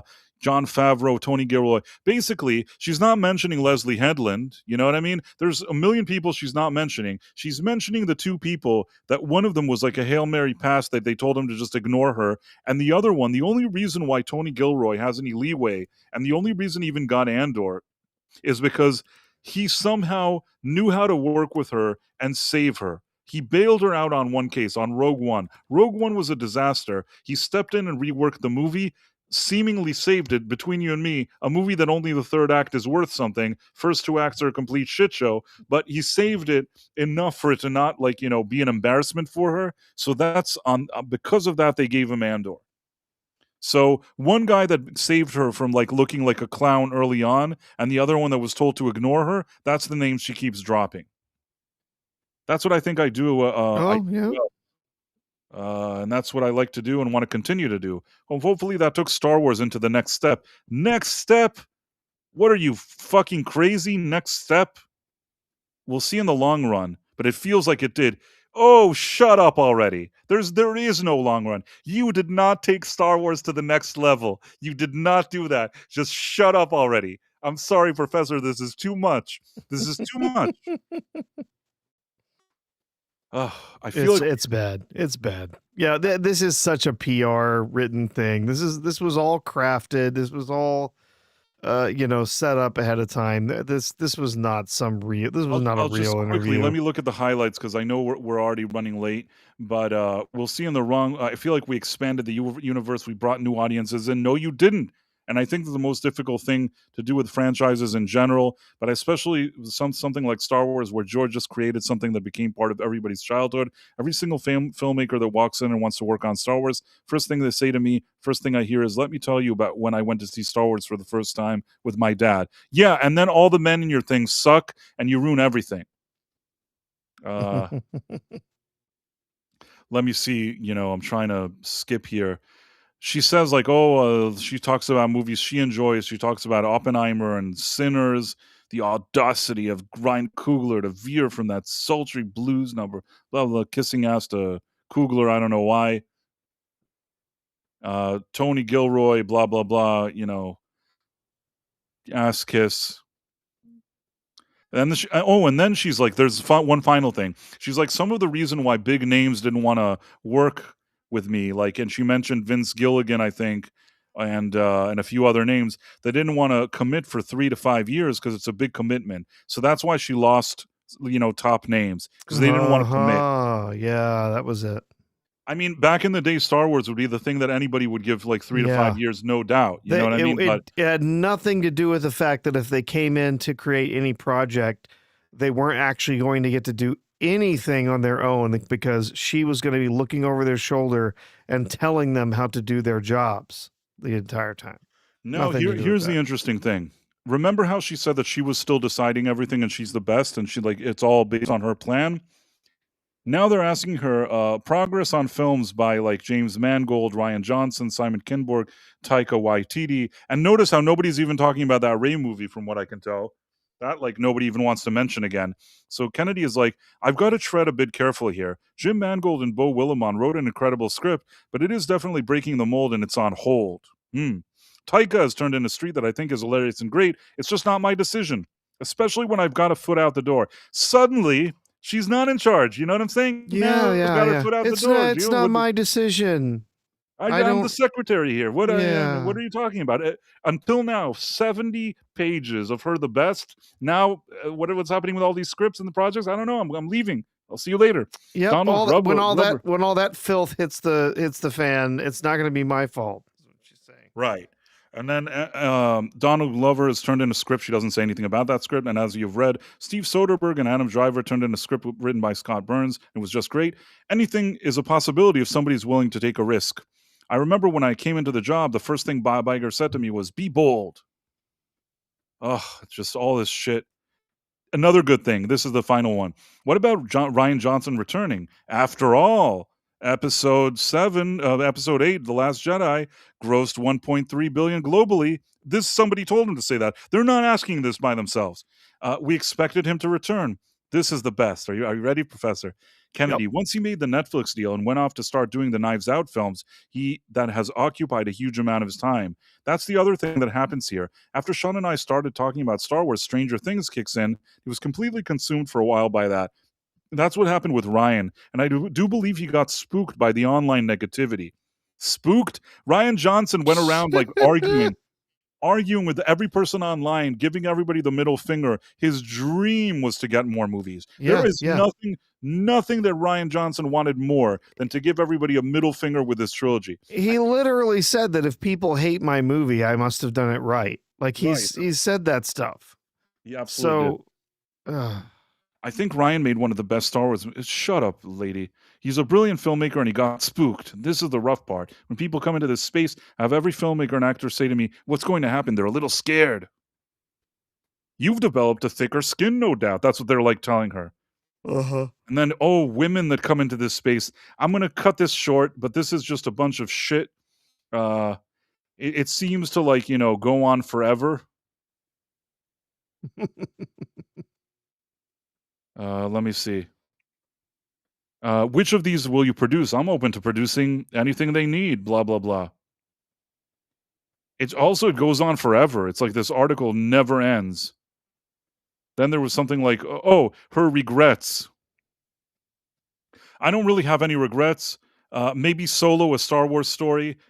We were so excited, but you can't replace Han Solo, at least not right now. As wonderful as Alden is, you couldn't replace. So she's basically saying that the reason Solo didn't work is because Harrison Ford is so great. Yeah, they just Alden just couldn't make it happen. It's all his fault, apparently. Right, exactly. Threw Alden under the bus. Same time, many felt that Indiana Jones and Dial of Destiny was an example of where Harrison Ford stayed a little too long of the dance. This is also a very crafted sentence. I mean, the thing was one of the biggest flops of all time. No, I have no regrets because Harrison wanted to do it. What a bunch of shit. And then it's like, so you're not ruling out another film with a whip and fedora? You never know. But we are still here, Stephen and Frank and I and Harrison and George, so we get to say whether there's going to be any more or not. Again, making it seem like her fate is tied with theirs, and they're all like buddy-buddy working together. It's all a crock of shit, man. It is. It's ridiculous.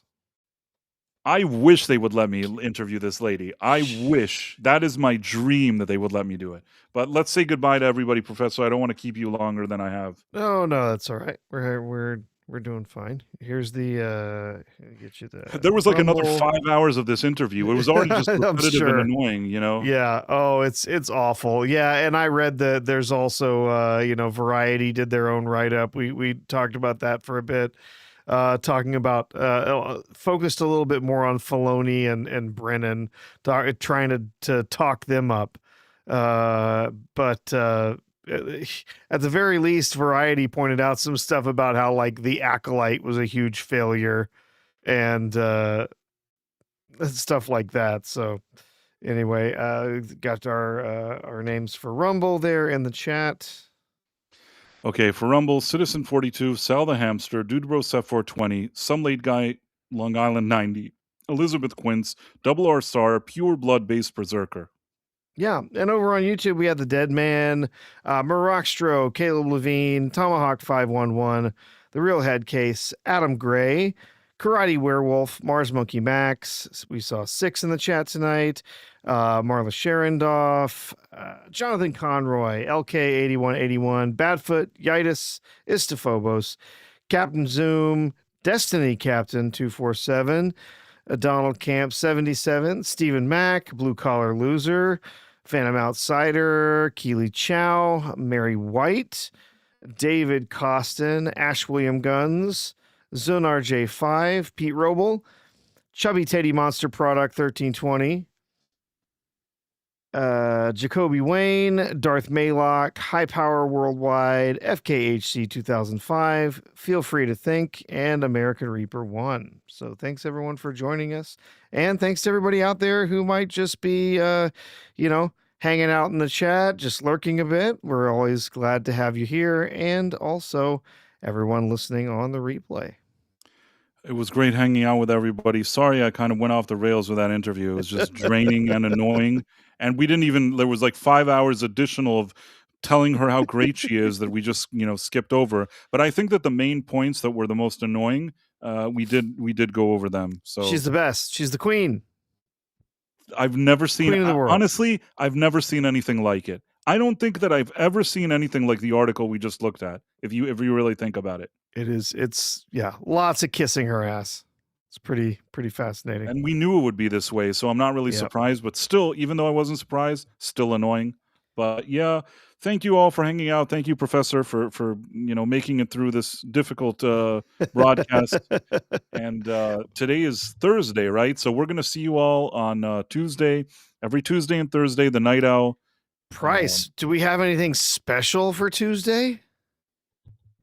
Do we have anything? It's the 200th episode of You know the what? Night I Owl. didn't even really think about it. We'll try to do something interesting for the 200th episode. I don't know. We'll see. If nothing else, we'll be here. But yeah, 200 episodes. Sure enough, we'll be here. We'll be here. All right. Take All care, right. everybody. All right. Bye.